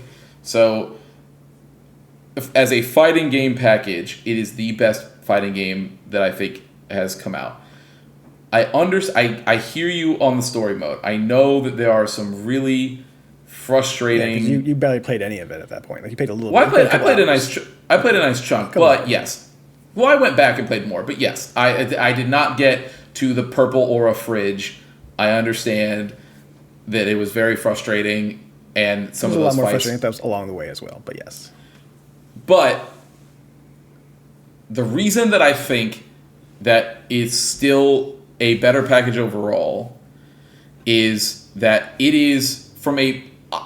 Even though there are poor parts in its execution, I think that it is the most ambitious fighting game story that has been put out from a gameplay. Like I love the fact that it feels like a Yakuza game. Sure. And I hope that the next Street Fighter or other fighting games going forward learn from the Street Fighter story mode and do it better and keep going in that way, because it was my favorite way to experience a fighting game story mode, even if it has flaws in its parts of its execution. And even like in a world where, like, because I know you brought up like Mortal Kombat 1, like, people went and played through that story mode, and most people came out of it like being like meh, and it was just like more of the same that has become to be known from Mortal Kombat. Guilty Gear, as much as I love Guilty Gear, we can barely even hesitate to call that a story. That is just a visual novel that like a comic book that goes by. So I think that it's Street Fighter 6 has a great story mode that just has parts that are poorly executed, but it is an amazing idea that they mostly get all the way there on. I don't disagree, but they almost get there. And I think that even that attempt is better than some of these other things. I say you can put it around the 6 area, and we can see where it's at. I'm going to be the tiebreaker. I'm going to be the tiebreaker, and I'm going to say Bona 5. I'll tell you why. And I know Christian's going to agree with me, but this reasoning is legit. If I go straight off of hype factor, and what I mean by hype factor is how hype you two were when playing this game, and I compare it to other fighting games in the past, we damn near had a Guilty Gear fighting pod. I've heard this from many listeners. 4 months. Yeah. Right? And like I don't doubt this game is great, and it could be a difference in years on how much came out, and I get all of that, but solely off the hype factor between the two people on this that play that game, this does not match what that game did, which also made a list when we did it. So I think this game definitely deserves to be here, and it's going to be here, but I think it deserves to be in the bottom 5. This is not a knock on the game. Whether that's 6 or whatever, top 10, like, I think it's fine, but off a hype factor, I think it's got to be down. Christian, from the hype factor... No, Christian, I say we put it somewhere at 6, and we see what it ends up being number 5, and we can talk about possibly flip-flopping those, depending on what we deem as 5. But I say, I like the list numbering that we got going on right now. We always say it's not like in order, but like if you want, you can toss Secret River up 6 2 more notches. No, we'll get there. My thing is that I think from a high factor, I think that we've put just as many sets into Street Fighter 6 as we did Guilty Gear. Just because we didn't bring it up as much on the podcast is mostly because we got done trying to pitch to you to play fighting games with us after Guilty Gear. We gave you one last pitch on Street Fighter and then said we're going to stop bringing it up because you never listened to us. So it's not an indication of hype. It was an indication of defeat. It was an indication of defeat by stopping for you not wanting to play these games with us. from an aspect of hype, I have never. I don't know how you feel about Preston. We'll see. I have never been more hype watching an Evo than I did with the year of Street Fighter 6. To be fair, I got pretty hype about Strive this year too for the Evo. I did too, but man, I think that we can agree that the at vibe Evo around Evo for Street Fighter 6 was at a whole other order of magnitude. It was fucking cool. It was very cool. And we got way more excited. We'll get there when we get there. What's your nomination? Yeah. Let's see.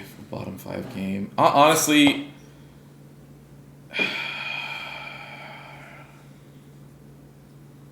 I'll float it out there. I'll see how you guys feel about it. I think Super Mario Brothers Wonder is a bottom 5 game. I'll allow it. I actually have 4, maybe 5. I have my top 4 in my head already, which doesn't leave a lot of room. So if Wonder drops down, I'll allow that. I don't know. I'm not saying where. I'm just saying that I think it's a bottom 5 game. I think, compared to what the other ones I see on here, I could see that being a possibility for sure. Yeah. Yeah. Put Mario in there. Bottom 5. And really, my main thing is not even my disdain for Mario. It's mostly like the way you guys talked about it. I know, Alex, you had a lot of praise for it from a Mario perspective, but I think that Preston, you were saying that.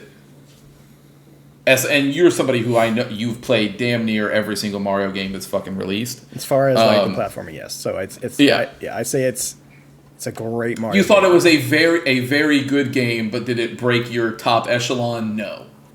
No, I mean the whole thing. Like I said, I mentioned I played through it. I wanted to play through it. I loved what I played of it, but I did not care about looking for any extra pieces. I did not care about trying to find the special worlds or anything like that. When I was done with it. There's a lot of Mario games where I will go around and try to find all the special stuff. So this one I did not. Yeah. Could be a 2023 thing.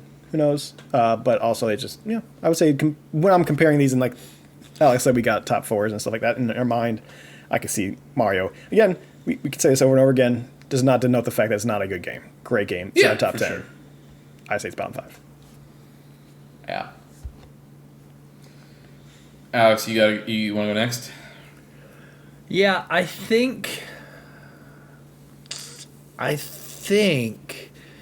here I'm going to say Cassette Beasts as bottom, my last bottom. I could be okay with that. I mean, I'm looking at other ones that we have so here. I look at the lists. I didn't play it, and I get that, right? Christian, Cassette Beasts did not make your list, and Preston, you have Cassette Piece and Armored Core side by side. In my head, I think what could fit here could be an Armored Core, could be that. But I actually watched Armored Core. I liked it a lot. For you, it's just kind of flip flopping, right? Like Cassette Piece, Armored Core is just kind of flip flops. And Christian had it pretty high on his list. Had it at number 6. Would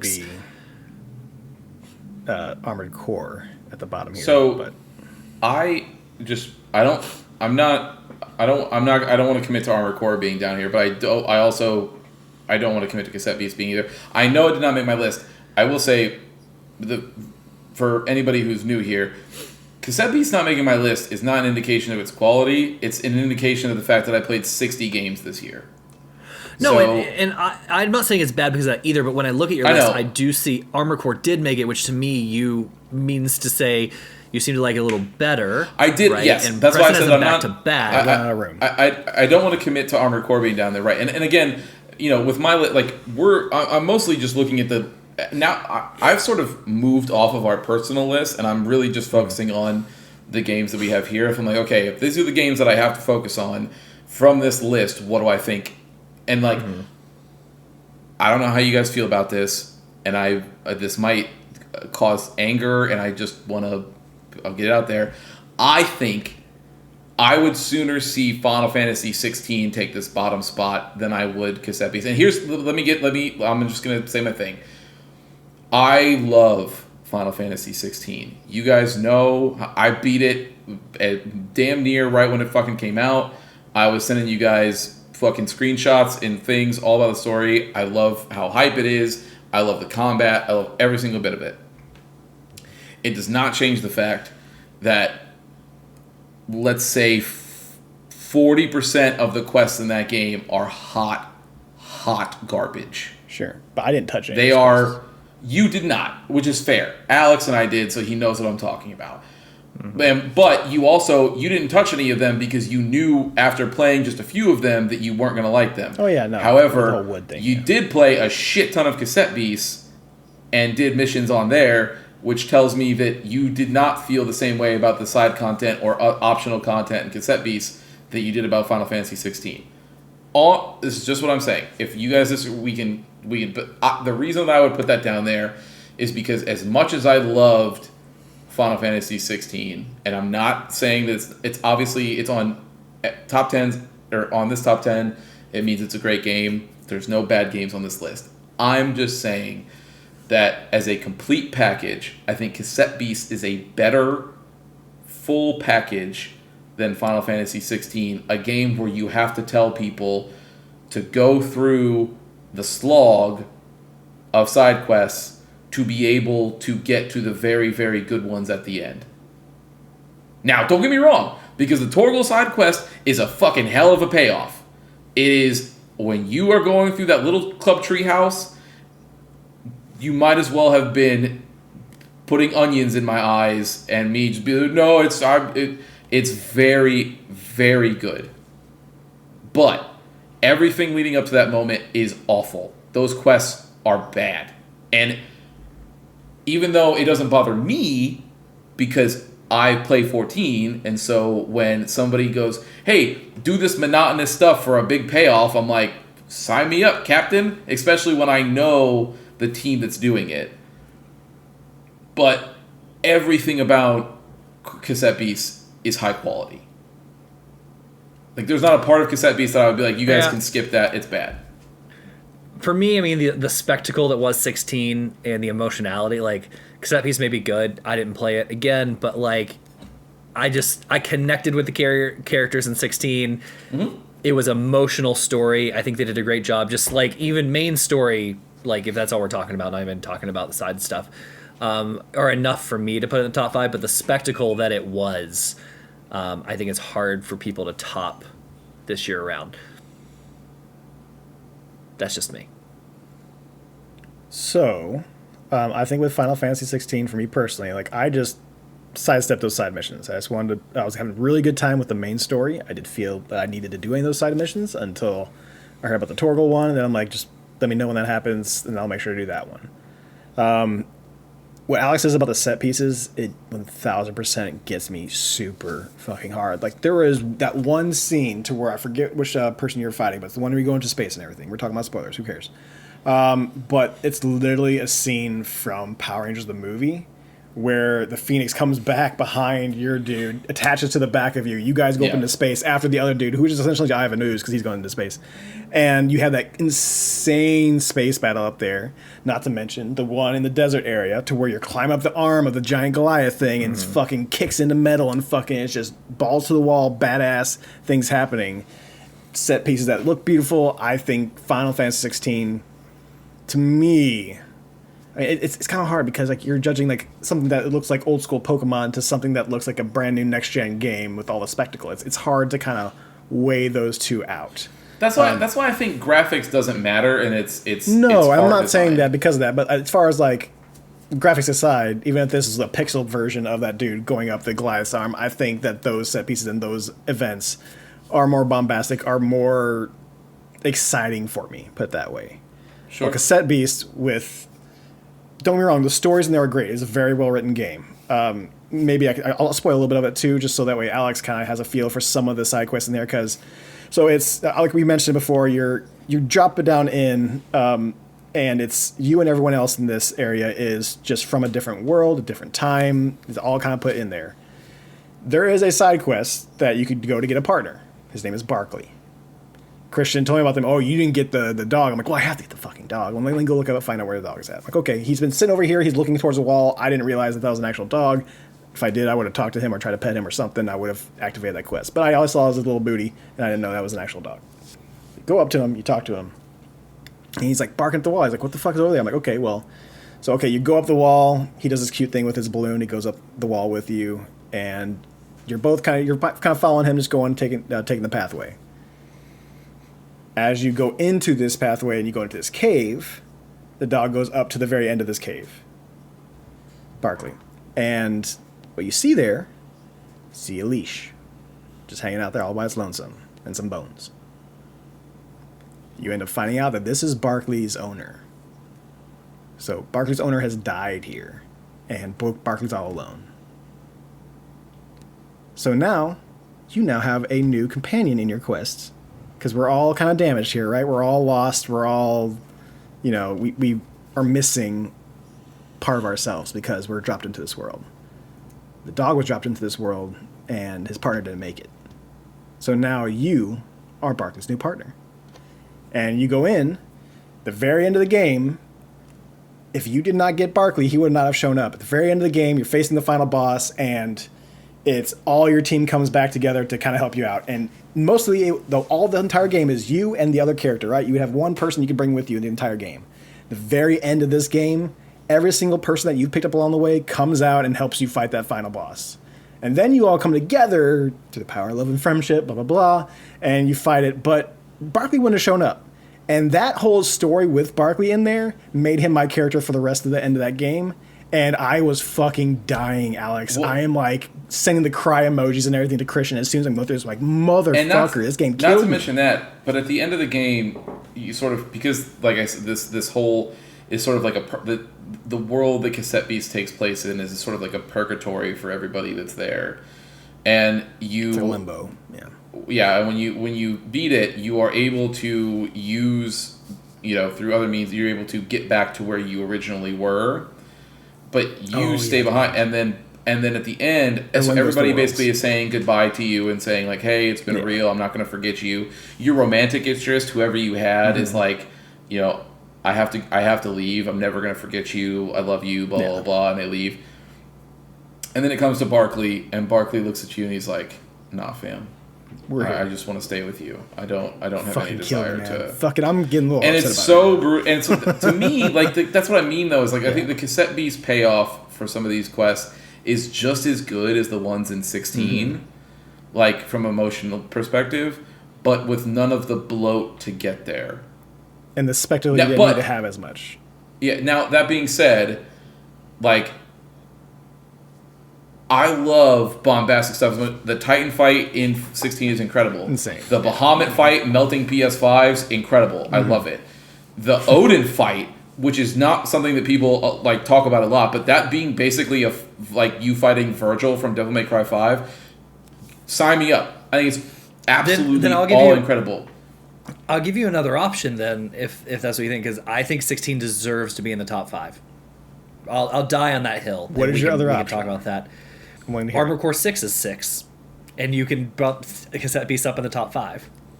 I'm okay with having Armored Core 6. That was what I was going to propose if I got to that. Also because the story, while it has cool points in it, I stopped playing that game because I didn't give a fuck about the story. Like, I played it because it was cool. It felt fucking great. I loved playing the game.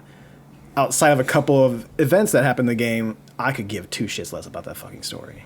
So, I will say that's I remember when you stopped, it was because other games were coming out and you didn't think that you were going to be able to finish the other 2 playthroughs by that time.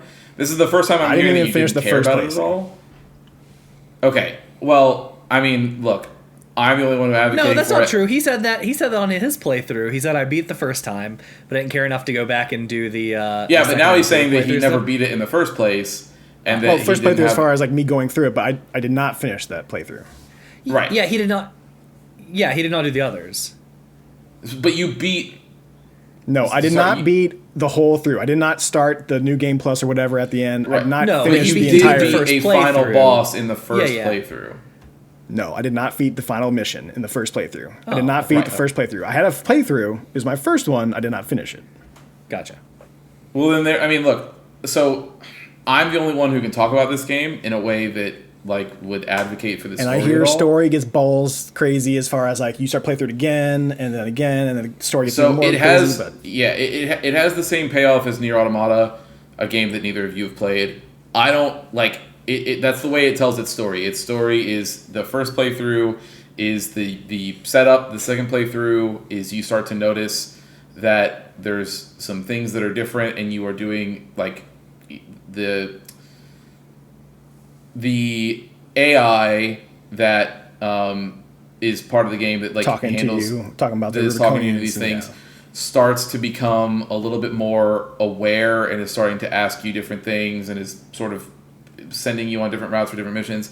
To which the third playthrough comes around and it's very clear, like it's not shy anymore. There's glitches that happen all the fucking time. Things start to break down, and the final boss ends up being the AI's name is Allmind in this. So Allmind basically acknowledges the fact that it's gotten you here through these multiple loops of all of these things, and it's like, takes over earlier Iguazu, one of the characters that you beat the shit out of in one of these early missions that fucking that hates you and that just, whatever, ends up taking advantage of one of his like last gen implants to like basically get inside his brain and use him for this just absolutely insane final fight that has a mix of at a certain point there's like fucking 30 armored cores on the screen that you're going through, dashing through space, dodging things that are getting sent at you. As far as spectacle is concerned, it is up there with Final Fantasy 16 for all the same reasons we've mentioned. Oh yeah. And there's I think on that merit. Yeah, I don't know, man. Like I would take both of them. I don't, but it's the only one.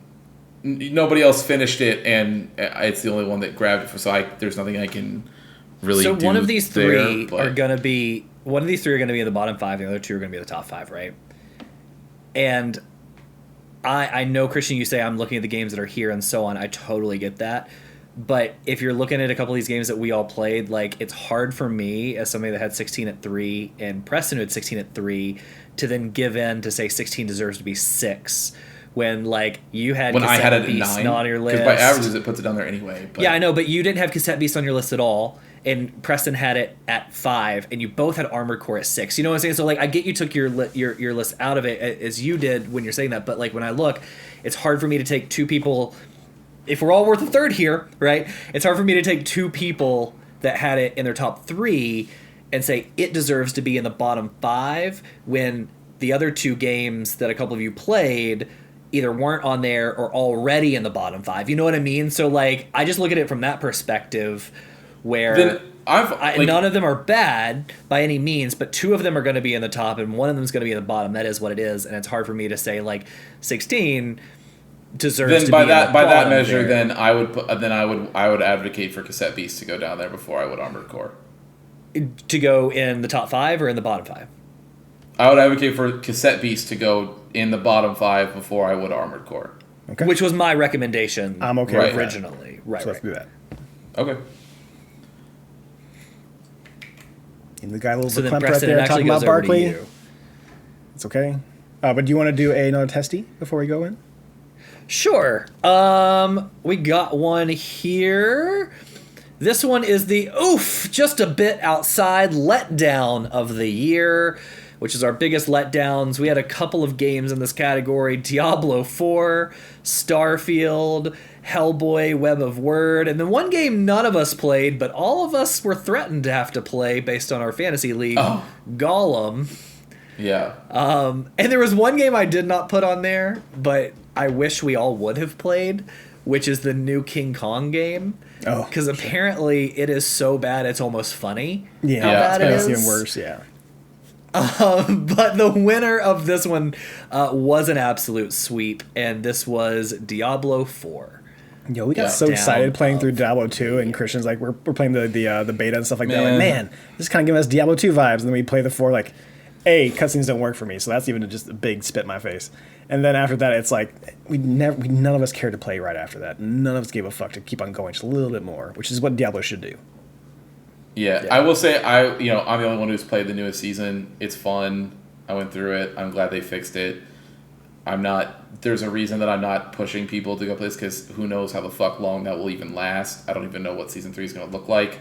So there's no reason to get people to be bought in for Season 2 just for Blizzard to come fuck it up later. So if you're listening to this, Season 2 still has a little bit longer left. if you've already paid for the game, there's no reason to not go check it out to at least get something out of it. That being said, even from that standard, it's still disappointing, and it's who knows? Is it disappointing because I followed it up with one of my favorite games of all time, and so I got like a big hit of what I know this series can be, and then this came out?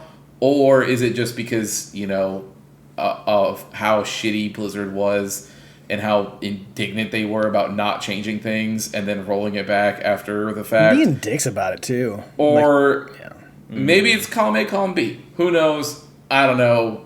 But it was, what a massive disappointment. And it's even, I still remember getting extra pissed off at the final cinematic that happens, well, second to last, I guess, with Imperius and, or not Imperius, whatever his fucking name is, Inarius and Lilith.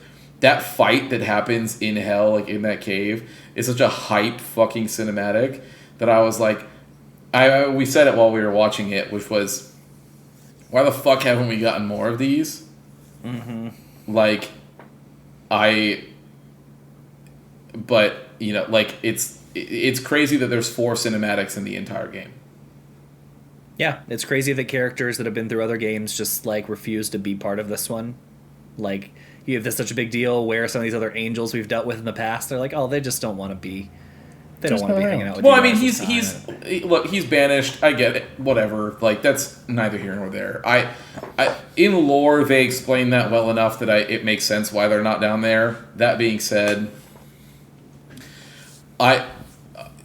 having more angel characters show up or having more evil characters show up, I don't know would have even done it for me in that regard. I just, like, the motivations of certain characters don't make any sense. Mm-hmm. I don't think, like, what, I don't even remember her name, but like the character that you hang out with for the most part that runs off with Mephisto Soulstone at the end, spoiler, I guess. Her motivations to do that is absolutely baffling to me even today. Like, why? What possible reason could you have? Because only she can contain the Soul Stone when no one else has been able to contain it up to this point. Just is stupid. And you walking super around can't, the desert, by the way. Like, it's already around the desert was the worst quest in that game. The fact that there's 5 acts in the game and Act 4 is a single quest or maybe 2 is like, for what? Like, I don't... Yeah. It's just, man... And again, maybe if I had only... Like, if I hadn't played any Diablo, I would have been like, you know what? This is about what I expected. I was let down by Diablo 3, so keep letting me down into my grave. But we, unfortunately, fortunately or unfortunately, for the book club, we played Diablo 2, the remake. And boy, did it just remind me how much I like Diablo and how good it could be. And so when you follow it up with it, you're just like... I'd rather just go play that game, and there's merit to that. I think you should probably just go play that game, but whatever. Jake commented on this. His biggest disappointment. Yeah, his biggest disappointment of the year was, in general, the MCU, if that counts. He's like, while there were things he enjoyed, overall it was very lackluster. Yeah, I would agree. This is not a great year for Marvel. I think it's Christian. If I would have thought that you guys would have been joining me in saying that, I would have not earlier this year. I would have not bet on that, but I'm glad we're all here. I mean, I'm sad. That sucks. Guardians 3 was great. Everything else, it was good. Loki's good. All right. It was fine. Yeah. All right. Top 5. Well, top 5, we know what they're going to be. They're just the 5 that haven't been named yet. Mm-hmm. So, do we want to place these bottom 5 before we move up? Let's place the bottom 5. Okay. Christian, then I'll let you start. What do you feel like deserves to be number 10? Well, if you're asking him. I think we all know. Look, I mean, I'm not going to go... I know it probably won't get any traction. If I was going to do like a 10-9, I would do Bomb Rush and then Trails. But if that's, I know Alex probably wouldn't fight me because it's 2 games he's never played. But if Preston I actually feels, would not. I actually would not fight you if you want to do I that. know. Only because the way you've talked about Trails and what I know that game can be, I Yeah. believe it's great. Right? So Give you one more spot. Put that thing up one more time and let it be. I'm cool with that. I'm cool with that. All right. Then yeah. I mean, look. Then yeah. I don't know. I have very strong feelings that we could leave the rest of this as it is, as long as we swapped Cassette Beast and Street Fighter 6. But that's, I think it's certainly better than Super Mario Brothers Wonder, and I like it more than Cassette Beast. But this one's tough, right? For the reasons that you just said, which is opposite for Preston, right? And then me, I've only played the one, which is Mario Wonder, was very high on my list. So this one's really tough. Like, I'm to the point where I'm okay with it as is. I would also be okay if you put Street Fighter and Cassette Beast and flip-flopped them, right? But I know Preston would have strong feelings about that. I like well, the way so this looks. To be fair, as far as like the standings in my own list, like this is the exact kind of like levels that they are at. As far as I feel Cassette Beast is better than both. I think Super Mario Bros. Wonder is great as well. I think Street Fighter 6. I mean, I would maybe say Street Fighter can go above Wonder, but I liked Mario. I'm still playing Street Fighter. I'll go back to it every once in a while. I'm playing on a stream. You play it once a week, not every once in a while. Well, we're gonna do it for like a couple weeks, and then that'll probably be it. But yeah. But then you and I will still be playing it. Sure, exactly. Come out and all But that stuff. so I would say I think Street Fighter can go above Mario. I think Cassette Beast stays where it's at. If you want to change it, otherwise I like the way it looks. I say it stays. I say it stays the way it is. No, you just said that you would flip it. I'll flip it. I agree said with I you. like the way it is. I think if the only change that I would ever make, if we were to make a change, would be Fighter and Mario. But I like the way it looks because that's also how I felt for my personal top 10. Well, I would make that change as well. So if we're doing my averages and Yeah, I mean, that- if I like it, and Christian would change it, Preston, you are the tie breaker there. So it's up I to think you, it man. stays the way it is. I think that the reason I disagree with that is that I think you like Street Fighter 6 more than you like Wonder, and Not going that by personal. says sure, but it goes by what you're playing now. You will never go back to Wonder. You will go back to Street Fighter 6 throughout the entirety of 2024. You will never pick up Wonder. I don't again. know that that's. And look, take this for. I don't care because Preston, you are the tiebreaker, but I don't know that that's necessarily fair to say because, like, personally, I won't go back to Final Fantasy 16, but I think 16 is better than Dredge, right? Or like, I may not go back to Like a Dragon, but I think it's better than Hogwarts. Well, so like that argument will- is. You will here, go back not to a figure of 16 their when they mind. release more content for it. You did not go back to Dredge when they released more content. Sure, for and it. if they brought more content to Mario, I would definitely go back to it. Or if And I feel they're like I going need a to keep platformer, releasing- I would go back to Mario. Yeah, but they're not doing that. And you left all of the content that they already have for you unfinished because you didn't feel like doing it. Sure. I left the Street Fighter 6 story unfinished because I didn't like what I was playing.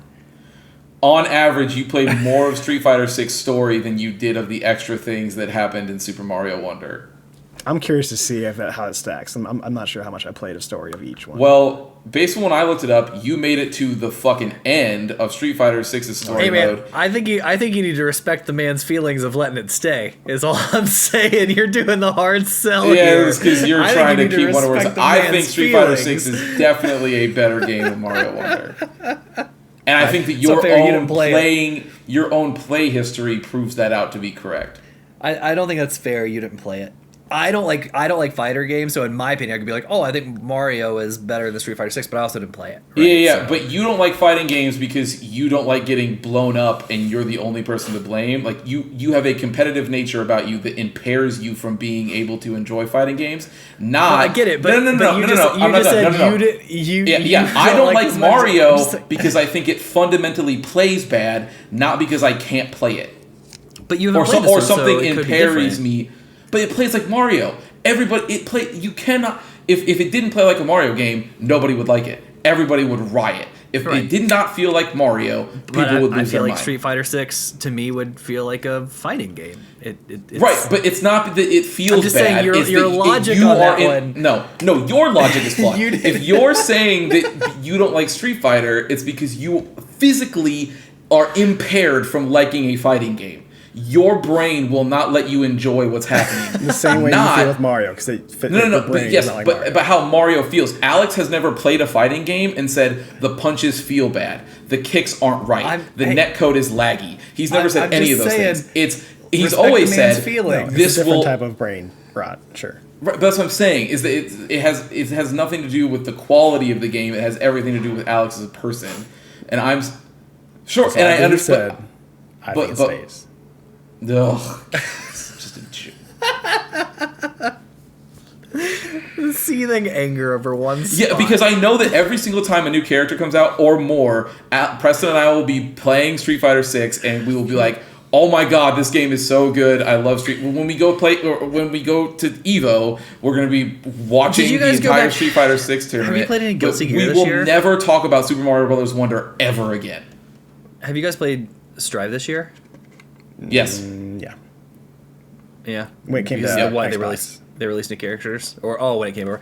And we released it with not we didn't play with the newest one that got released during the Game Awards. No, but it was Elfeld, Jacko or but something we like the last character that came out, Jacko, we did play. that. Yeah, we did play this year. Again, that's all. Like, I'm sure Street Fighter's incredible, but I as much play as you've gotten out of it, I actually think you did more out of the other. That's not a hit against this one, but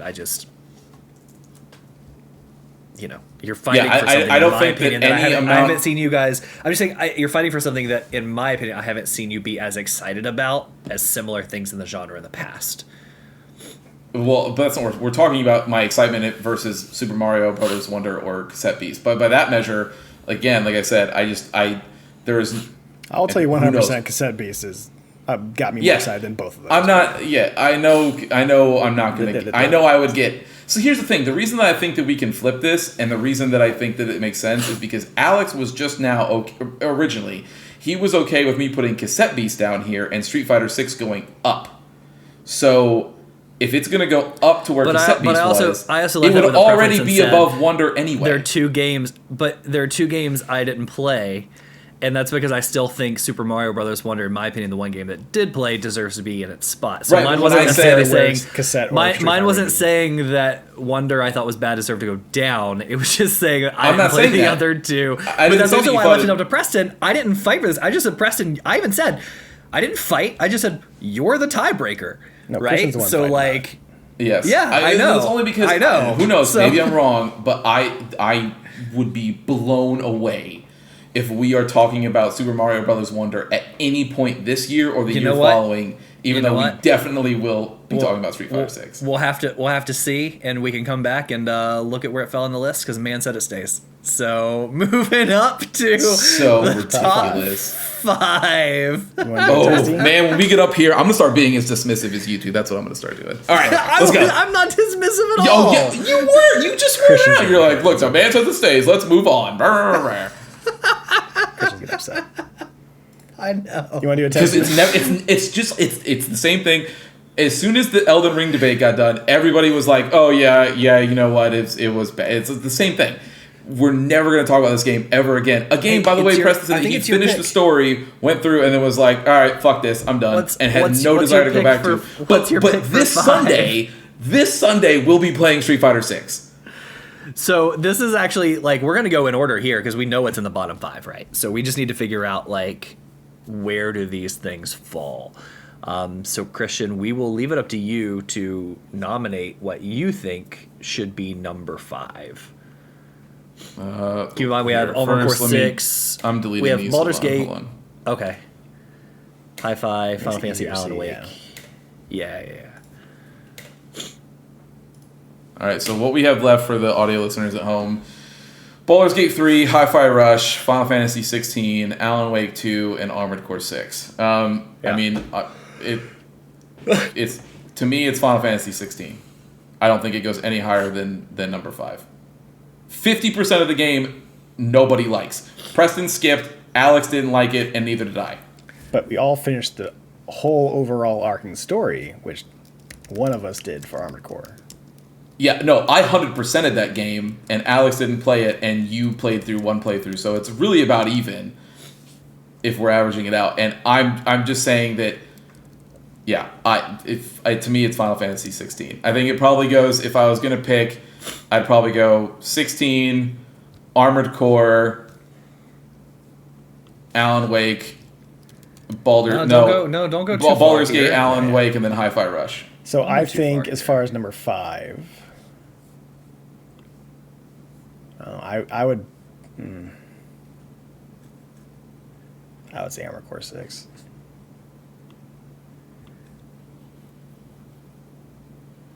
I was just looking at OpenCritic, just because you say nobody likes that stuff, and I was comparing the two, and 16 did actually go higher than Armored Core in reviews. So, just so we're clear, OpenCritic's rating has nothing to do with the quality of the side quests. If you look at every single one of those reviews, they all call that out. I get it. I'm just saying, people like the game. I don't necessarily have overly strong feelings for either of these, but with that being said, if I'm breaking the tie between you two, I have to go, unfortunately, Christian, with the one that I played and beat versus the one that I watched.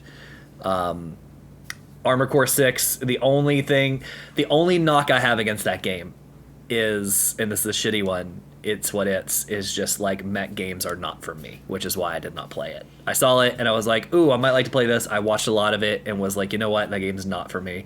That's the only knock I have against it. So I would put Armored Core 6 at 5 and Final Fantasy 16 at 4. I agree. I really think that not liking robots is definitely not a valid critique, but also I think that if we're weighing out the levels of critiques, I don't like robot versus objectively bad quest design. I don't see how one person not liking robots makes that a difference. I was very honest that I was breaking a tie here between what you two said, and I gave my reasons as to why I put that there. I understand. I get it. It's what it's, man. That's just how I feel. I don't know. Yeah, okay. It is what it is. Cool. That's so stupid. It's... Ugh. You're also like being very upset about one spot. Like they're off by one. Well, it's because it's a better game. Like it's not like I don't feel that way. I honestly, I don't want to be this. I don't want to be this guy either, because you're always dismissive of like general reviews, Christian, and I get it. But like in general, the public also feels that way. Maybe it's because the reason I disagree with that is because in general, every review called out the side activities in Final Fantasy 16 as being bad. But they don't rate it a higher game. They don't rate it a higher game. But it still gets rated by most people as a better game. And you can easily just not pay attention to those side quests. Because we have that's not a good thing. Saying ignoring part of the game, that's bad. Like, but I wasn't able to ignore parts of Armored Core 6 I didn't like that didn't keep me going in the story. But by that measure, that's... So I was forced to play parts of the story that I did not care about or like. You weren't forced to play anything. You were playing through the game, and as a matter of fact, if we go through those text messages, you were hype all the way playing through it. This is the first time that I've ever heard you say that you didn't give a fuck about anything that was going on. So I mean, whatever. Story is very mid. He said similar stuff when he was doing his list. I would love to see because that is not. Yes, during the I don't remember him saying that there, but in general, even when we were talking about the game originally, that never. I think when you're talking like it's not. I think it's a little wild to be like, if you ignore all the bad parts about this game, it's perfect. Like that's not a real thing. Like you can't just be like... I'm not saying it's perfect. I'm saying that those are sprinkled extras to where if you want to get more out of the game, it's there for you, and it sucks that it sucks. But I didn't need to play that, and I didn't want to play that, and I didn't have to play that. So it's not going into my opinion. Those side quests. Like you don't get to see those extra moments with those characters that we're talking about without doing all of those side quests that lead up to it, which is why you had to look it up. Yeah, like, but I mean, you had to go to YouTube if you want to get the to whole see the experience payoff of Armored for Core, part of you a have to game that play- you didn't like. But if you want to see the whole story of Armored Core, you have to play through it 3 times too, right? Like, and if it's And all 3 playthroughs equal the same length of the single Final Fantasy 16 playthrough. So it's not like it's not like it's asking for an obscene amount of time. no, but neither of them give you the complete story in one go. I guess is my point. I just, Yes, they do. Again, what? they're both. Well, you have to play through 3 times to get the whole story of one. You have to do the side quest to get some of the stuff of the other. So neither game gives the you missions the whole are different. So thing in one playthrough. it's not the same playthrough. Whatever. Also, Right. but with 16, you are doing a single playthrough to play. You don't have to play through Right. anything multiple times. This look, both are in the top 5 of a top 10 list that Right next includes to each like other. 25 Whatever. games. Like there's He's so upset. He's so mild.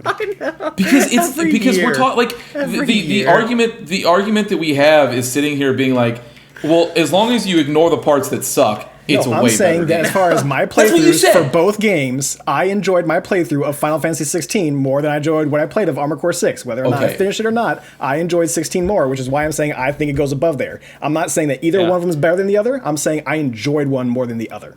But when just so we're clear, the words "you don't have to deal with those side quests, you can just ignore them" did leave your mouth. I'm not making that up. But I didn't even have to try to ignore them. I just didn't fucking do them.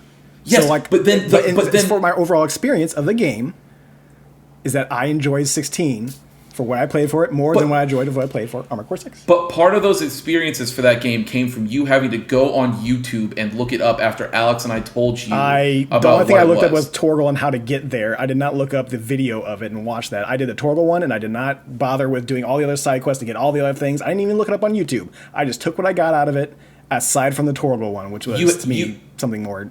Yeah, but you had to go see that final Torgal mission. You have to do all those side quests. Sure. So you had to have looked it up. And if Torgal side quest wasn't there, I would still feel just the same. Torgal side quest is not making me go, I have to have 16 up higher. If we took the Torgal side quest out of it, I would have enjoyed it more than Armored Core 6 still. Okay. so I think that all 3 of us talked about that part being like the most emotional part of that game, but that's And I had one emotional part of Armored Core 6, which was like, oh my god, look at this set piece. Oh my god, look at this set piece. I was not emotional as far as like characters and interactions. whatever. Crying and being hype are still they're not like not equal. No, but they're two that's- different things. They're two completely different things that you can't compare to. I take overall 16 and overall 6. All right. So let's break this up really quick with an award. A testy here for the Shut Up, aptly named, and Take My Money. Presented most by Comics anticipated- Headquarters. Presented by Comic Headquarters there in St. Louis. Jake actually responded on this category too before we get to the stuff. He said his most anticipated game was Paper Mario and Thousand Year Door Remake. Which It's a good one. So All right. that is a good one. We had a few games on here. The contestants on this one were Persona 3 Reloaded, Like a Dragon Infinite Wealth, Hades 2, Final Fantasy 7 Remake 2. I put this one in there for Christian, the Warhammer 40,000 Space Marine 2. And then, of course, there were Star Wars Outlaws. We also had Metaphor and Final Fantasy 14 Dawn Trail. So I'll say what everybody picked, although there was one winner here. The winner was Final Fantasy XIV Dawn Trail. Surprise! Yeah. You had 2 people that play that game. But Preston also picked Hades 2, which I also am really hype on. Did I not Hades add 2 something as well. there? Did you? You did. you add He Metaphor? did. He picked the. It's a dumb Oh, wait, name, did I F that but up? it's the next Persona team game. It's Metamorphosis something or Metaphor whatever. Yeah, it I added is. that to the bottom. It's a Oh, ridiculous sorry, Preston. name, but it looks very Sorry, cool. Preston. I actually put Hades because we didn't. Christian added Dawn Trail after. You put. I said Metaphor. I didn't say the second word because I didn't want to try and F that up. Phantasm. So- Yeah. Whatever it Yeah, is. I apologize. Yeah. Okay, so let me go back there. Christian had Final Fantasy XIV Dawn Trail, which I agreed with. He added that one because I forgot to have that one. Crazy me. And then Preston's was Metaphor. Again, I'm still not going to say the last word because I'm going to mess it Fine. up. Look up the But Metaphor. Yeah. So there's quite a few games coming out this year again, which is very upsetting. But luckily, so far, not near as many.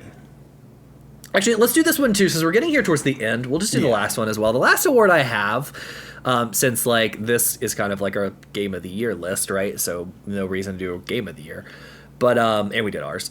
But this one, which has the longest name, which is Alex, don't skip cutscenes because we're not explaining the story to you, which goes to the best book club game of the year. To remind everybody, the book clubs or the books we played in our book club were Metro 2033, 2034 Last Light, Beyond Good and Evil, The Pathless, Grease, Star Wars: The Force Unleashed 2, and Diablo 2 Resurrected. And Murder of Sonic the Hedgehog, which you forgot as well. Oh, goodness, I did. I tried to go back and get No, that's right. Yeah, I saw that. Yeah, when Diablo wasn't in there, I'm like, oh, I forgot this one. I just thought you just chose the ones that you liked the most. No. I forgot. I was going down the list. I just forgot that one. So the winner of this one was actually Metro 2034 Last Light. Christian picked Diablo 2. I get it. You have the nostalgia piece and walking us through it. But I just think it's a better game. It's one of my favorite games of all time. Did I not pick Diablo? Game. I thought he did. I'll be honest with you.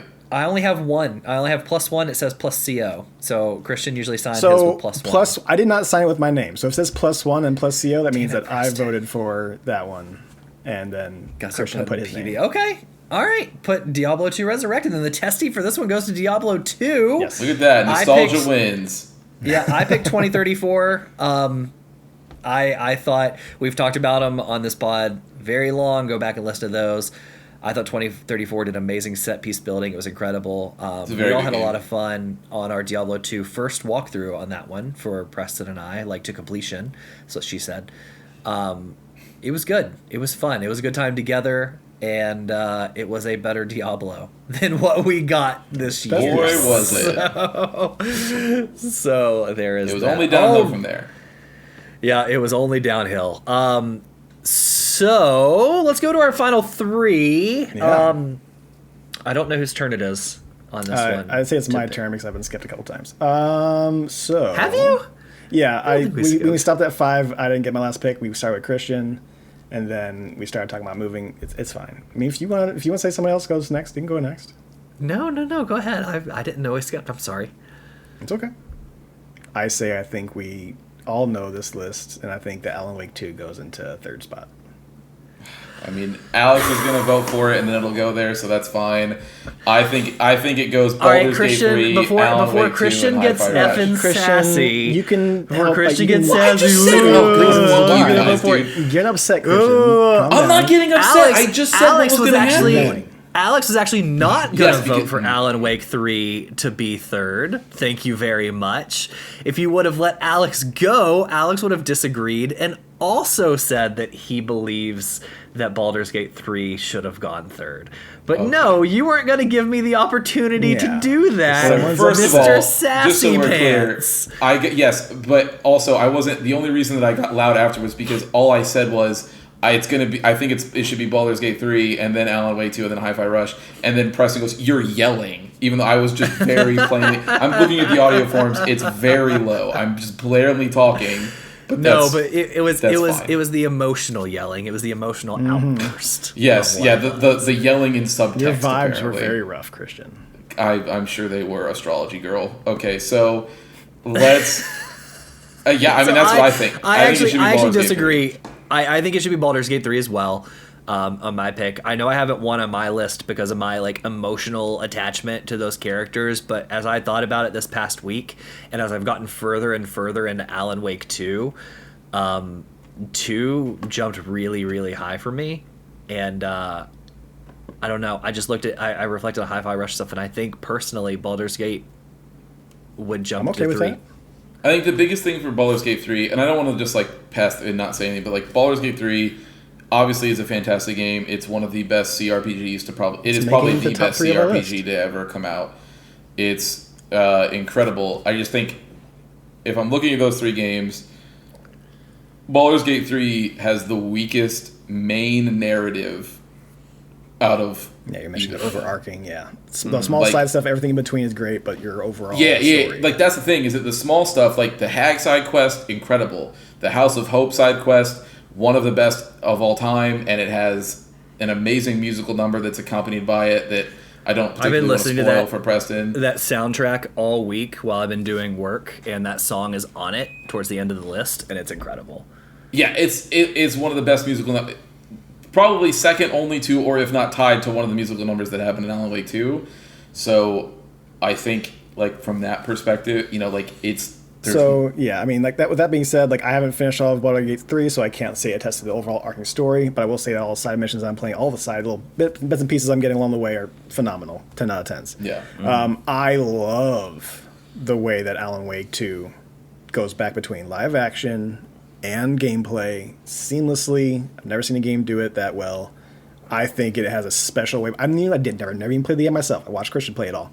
That game has a special place in my heart. Like, if there wasn't 15,000 games that came out this year, I would have possibly thought about putting it on my top 10 list if I had a spot there for it, just because of how much I enjoyed watching it. Like the same way I had so much fun in watching Elden Ring last year. It's gonna have a special place in my heart too, because I think it's the first, like, horror game I've ever beaten That you enjoy and want to play through, yeah. Yeah, that I've enjoyed. Yeah. Like, I have been scared shitless many times in that game, and I just went through, like, in my last playthrough, I went through the nursing home that had an unnecessary amount of jump scares for no reason, and still pushed through it, still going. I got one little minor setback. In fact, I can't move my thumb to finish it. Otherwise, it would be done. I told Christian I've debated on, like, just watching it. If I'm truly going to get the news that, like, I'm out, like, 3 months and can't play games, I'm just going to watch it, and then I'll come back and finish it after 3 months. But I'm there at the end. I agree. Baldur's Gate was incredible, but I think it gets jumped by Alan Wake 2. So I'm okay with that. Let's put Baldur's Gate in 3. Which just leaves one game as our number one, which I think we're all. Oh, are we saying that's what we're doing? I didn't realize that's fine. Yeah, I mean, we were debating number 3, but if we want to say that Alan Wake is 2 and Hi-Fi Rush is 1, I am 1,000% down for that. Well, because I am going to be screaming on top of a mountain for Hi-Fi Rush. Were you going to put Wake as 1? No, but I thought you said you were going to put Wake as 2. No. I was fine with Wake as 2, and my reason being is because, unfortunately, I have not seen 2 to completion. I am in the final, like, mission and can't watch it. So Rush I beat. I also look at your all's list. I know Rush was Preston's number 1. It was my number 2. Christian, it was your number 2. But if you take out Trails of Azure, which unfortunately is in the bottom 5 here, then it's your number 1 too. So no, it was my number 3, but yeah. On your list here, it says number 2. On what we see in front of me, it says number 3. Yeah, it's, Trails to Azure, Hi-Fi 1, 2, Rush, 3. Alan Wake. No. I'm talking about Hi-Fi Rush. I'm talking about Hi-Fi Rush was Preston's number 1. Sorry, it was my number 2. If you take out Trails of Azure, it would Hi-Fi Rush be your number 1. So I think we can all agree, like, Hi-Fi Rush was just an incredible game. The whole making you smile the entire way through. All the dialogue is perfect. The art style is fantastic. The combat and the whole doing it to the beat thing is insanely creative and does it well, which me and Christian said that before. Like, we would not have thought that would have been a good idea if someone would have told us to it. But guess what? They didn't have to tell us about it. We didn't have to think about it too long because they dropped that day and we all found out that fucking day, which is fantastic. The soundtrack for it, even if you don't use the licensed music, is 10 out of 10 out of 10. And everything about it is just so good. So good. Your final boss has a fucking lightsaber. Of course Preston likes this shit. I've never met anybody that says they did not like that game, which I think means a lot. Yeah, I think so. If I would take either one of them at 1 or 2, honestly, I like both of them a lot. Obviously, the reason I would advocate for Hi-Fi Rush is that I think Hi-Fi Rush is one of the few, like, perfect games. Yes. And Alan Wake 2 is nearly perfect. And the reason that I think that some of the nitpicks that I have with Alan Wake 2 is that I think that the investigation system, while very cool, does not get utilized fully and ends up sort of, by the end of it, end up looking like a really well-designed, like, task list or, like, journal entry. Like, and if you don't go through it in the moment, half the time you'll get there and it's like, oh, you figured this stuff out, pop, and you don't utilize it, it just pops up stuff for you. Yeah, so if you wait to go into like the Mind Palace essentially, and then like submit like a final clue when the game does it, it will place all of your clues for you, like if you've solved the mystery, which sort of defeats the purpose in my opinion. Can I ask a question about you guys? Because obviously I watched this played. How is the combat in this game? Because I'm watching it. It's not the most riveting when I look at it, and I'm just wondering how that feels when playing it. Does it feel good? Does it feel just fine, all right? It gets you through it? Or how does that feel? I mean, I guess for better or for worse, as far as your perspective, it feels just like Resident Evil 4 Remake. Okay. It feels like an extremely it plays like the best survival horror games play. Like, it just seemed very stale and stagnant to me, but that's just watching. It can be fun too if you're playing like me, like because it's my first horror game, I'm playing on story mode. So story does a really good job at, like, the enemies can still kill you, but they do a good job at giving you more ammo. So like I've been going through the whole game with a pistol, but in this last chapter or two I started experimenting with other things, and I wish I would have done that earlier, because like shooting around the flare gun is like really fun. Or like throwing a flare at some stuff is really fun too. So, but I think the fighting's fine. The difference for the other modes is, like, Preston, you saw me play through it. I was having to switch between weapons all the fucking time. Yes. I was running out of left and right. So it's not... I would say, if from a gameplay pure perspective, I would put Resident Evil 4 Remake above it, only because it allows you to do more. Also refine. But I think... But I like the game of Alan Wake 2 more. Like, I had a better time with the narrative and the story and everything like that. But it plays just as good as any of those other ones. You might have a little less options than, like, say, like a Dead Space or Resident Evil 4 or just Resident Evil in general, I should say. You have less options to deal with certain things, but it still feels just as good as those. Like, the dodge button works just like it does in the other in any other, you know, survival horror game that has a dodge button. And all the guns feel satisfying to use. There's really good hit feedback on the enemies. Like I was saying, there's nothing. It's very satisfying to use the flare gun to just instant kill one of the shadows that are running at you. Yeah, it's good. Like, my problems with Alan Wake 2 come from the, like, and again, problems is really strong. It's just nitpicks mostly, but it's just the investigation system, I think, is one of the coolest things that I have seen in a survival horror game that they do not utilize in a way that I think is good, especially when you compare it to the scene switching that Alan has in Alan Wake 2, where he's like piecing together a story and then being like, this part of the story would happen in this part of the hotel, and like then the whole, like, you press it and then the whole environment changes around you. That was the moment where I remember when we were in the hotel and I switched to, like, the demon portion of the hotel. You texted me, like, when all the bodies and blood started piling up, and you were like, oh, good. Like, I remember it was, like, right at that. So, like, that part is really good. And then but it being really good next to Saga's thing just makes Saga's thing look even worse than it already is, which, like I said, it might as well just be a journal entry that in any other game. But it's just done in a cool way. Sure. Whereas Hi-Fi Rush, I don't have a single critique. Yeah. It's a perfect game. In a game in a game in which you could have thousands of critique, there are zero. Like, they nailed it, and it's nice. Well, then that makes a list. Under 3 hours. Holy shit. Okay. I oftentimes look at Christian. This is the twice in a row. Really I look at Christian when and I go, arguments come down to it's 2 why versus 3. Why do you even want to do these things? You get so angry every time. So if we're going 10 Bomb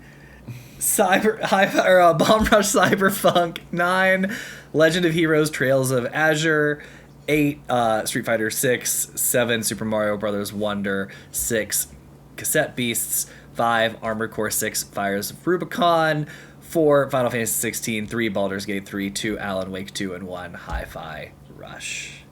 Yeah. Can I just say, I think it's hilarious that the revisionist history that I was the only one upset last year when you and I were shouting over each other, but apparently that was just me. No. And I got upset and say, fuck it, I'm going to make a decision, even though it's not... who knows? Yeah. Yeah. We all got upset a little bit. we'll move past that. But No, also, this year's discretion. yeah, this year, it's real hard to beat the flawless logic of 2 versus 3 majority rules. There's no other discussion. I mean, like, how else are we going to debate it? Like, there's 2 different games. Like, it's just that's the only way we can. I Make a decision. was actually fine with going other ways if we wanted to come up with something else, but Christian, you said, we're equal parts, it's 3 people here, so I was like, if that's fine, I'm fine with that. Let's do it. Yeah. All right, everybody. Well, thank you for joining us, which kind of caps off our 2023 year here at the testing room. We have some fun stuff coming up for you guys. We'll keep everyone updated on how we're going to handle things in the future, whether we're doing side quests or book club. A lot of that We'll roll with comes down to me. We'll roll with it. Look over for a fun crossover episode coming up. But anyway, everybody, thank you for hanging out with us for another year of the testing room. With that, Preston, you know what to do. All right. This is your top 10 of the testing room. We would highly recommend all these games to you. Please, if you haven't and you're looking for a game recommendation, this is your list. Hit it. Thank you for listening to another episode of The Testing Room. To catch up on past episodes or check out the newest ones when they drop, follow us on Apple Podcasts, Spotify, or wherever you get your favorite podcasts. If watching is more your thing, check out youtube.com/thetestingroom or Twitch TV/testingroompod. To leave comments and ask questions, follow us on Instagram @testingroompod and email us at testingroompod@gmail.com. See you next time.